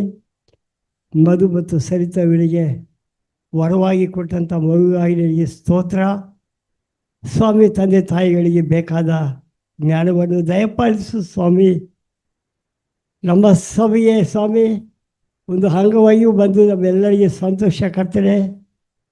ಯೌವನದಲ್ಲಿ ಕೊಡುವಂಥ ಮಕ್ಕಳು ಯುದ್ಧ ವೀರನ ಕೈಯಲ್ಲಿ ಇರ್ತಕ್ಕ ಅಂಬಿಗೆ ಸಮಾನ ಅಂತ ಹೇಳಿದ್ವಿ ಸ್ವಾಮಿ. ಆರೋಗ್ಯದಿಂದಲೂ ಬೆಳೆದಿಂದಲೂ ಮಗು ಬೆಳೀಲಿಕ್ಕೆ ಸ್ವಾಮಿ ಜ್ಞಾನದಲ್ಲಿಯೂ ಬಲದಲ್ಲಿಯೂ ಬೆಳೆದ ಹಾಗೆ ಈ ಮಗು ಸಹ ಸ್ವಾಮಿ ಆ ರೀತಿ ಬೆಳೆದು ಬರಲಿಕ್ಕಾಗುವಂತೆ ಸಹಾಯ ಮಾಡು. ತಂದೆ ತಾಯಿಗೆ ಬೇಕಾದ ಜ್ಞಾನವನ್ನು ದಯಪಾಲಿಸು ಸ್ವಾಮಿ. ಇಲ್ಲಿಯವರೆಗೆ ಸ್ವಾಮಿ ಸುರಕ್ಷಿತವಾಗಿ ಕಾಪಾಡಿಕೊಂಡು ಬಂದೀಯ. ಇನ್ನು ಮೇಲೆಯೂ ಸಹ ಸ್ವಾಮಿ ಸುರಕ್ಷಿತವಾಗಿ ನೀನು ದಾರಿ ನಡೆಸಿಕೊಡ್ತೀಯ. ಅದಕ್ಕಾಗಿ ಸ್ತೋತ್ರ. ನಿನ್ನ ಪ್ರೀತಿ, ನೀನು ಅವ್ರಿಗೆ ಕೊಟ್ಟಂಥ ಕೃಪೆ, ಅವ್ರಿಗೆ ಕೊಟ್ಟಂಥ ಸ್ವಾಮಿ ಅಡ್ಡರೀತಿಗಾಗಿ ನಿನಗೆ ಸ್ತೋತ್ರ ಸ್ವಾಮಿ. ಇವರು ಸ್ವಾಮಿ ಸಭೆಯಲ್ಲಿ ಸಾಕ್ಷ್ಯ ಮಕ್ಕಳಾಗಿ ಜೀವಿಸಲಿಕ್ಕಾಗುವಂತೆ ಸಹಾಯ ಮಾಡು. ಅವರಿಗೆ ಬೇಕಾದ ಜ್ಞಾನ, ಬಲ, ಆರೋಗ್ಯವನ್ನು ದಯಪಾಲಿಸ್ಕೊಡ್ತೀನಿ. ನೀನು ದಯಪಾಲಿಸ್ತಾ ಅದಕ್ಕಾಗಿ ನಿನಗೆ ಸ್ತೋತ್ರ. ಯೇಸು ಸ್ವಾಮಿ ಹೆಸರಲ್ಲಿ ಬೇಡ್ಕೊಳ್ತೀನಿ ತಂದೆಯೇ, ಆಮೇನ್. ತಂದೆ ತಾಯಿಗಳಿಗೆ ನಾನು ಕೊಡುವಂಥ ಒಳ್ಳೆ ಅಡ್ವೈಸ್ ಏನಂತ ಹೇಳಿದ್ರೆ, ಪ್ರತಿದಿನ ತಂದೆ ತಾಯಿ ಜ್ಞಾನೋಕ್ತಿಯಲ್ಲಿ 31 ಅಧ್ಯಾಯಗಳಿದೆ. ಪ್ರತಿದಿನ ಒಂದೊಂದು ಅಧ್ಯಾಯ ಅವರು ಓದಿಕೊಂಡ್ರೆ ಬಹಳ ಒಳ್ಳೆಯದು. ಯಾಕಂದರೆ ಮಕ್ಕಳನ್ನು ಯಾವ ರೀತಿಯಲ್ಲಿ ಸಾಕಿ ಸಲಹ ಬೇಕಂತೇಳಿ ಅದರಲ್ಲಿ ಬಹಳ ಆಲೋಚನೆ ಕೊಡ್ತಾ ಇದೆ ಆ ವಾಕ್ಯ, ಆ ಪುಸ್ತಕ. ಆದ್ದರಿಂದ ಅವರು ಜ್ಞಾನೋಕ್ತಿಯನ್ನು ಪ್ರತಿದಿನ ಒಂದು ಅಧ್ಯಾಯದ ಹಾಗೆ ಓದಿ ಕರ್ತನಲ್ಲಿ ಮಗುವನ್ನು ಬೆಳೆಸಲಿಕ್ಕೆ ಅದು ಸಹಾಯವಾಗ್ತದೆ ಅಂತ ನಂಬ್ತಾ ಇದ್ದೀನಿ. ಆಮೇಲೆ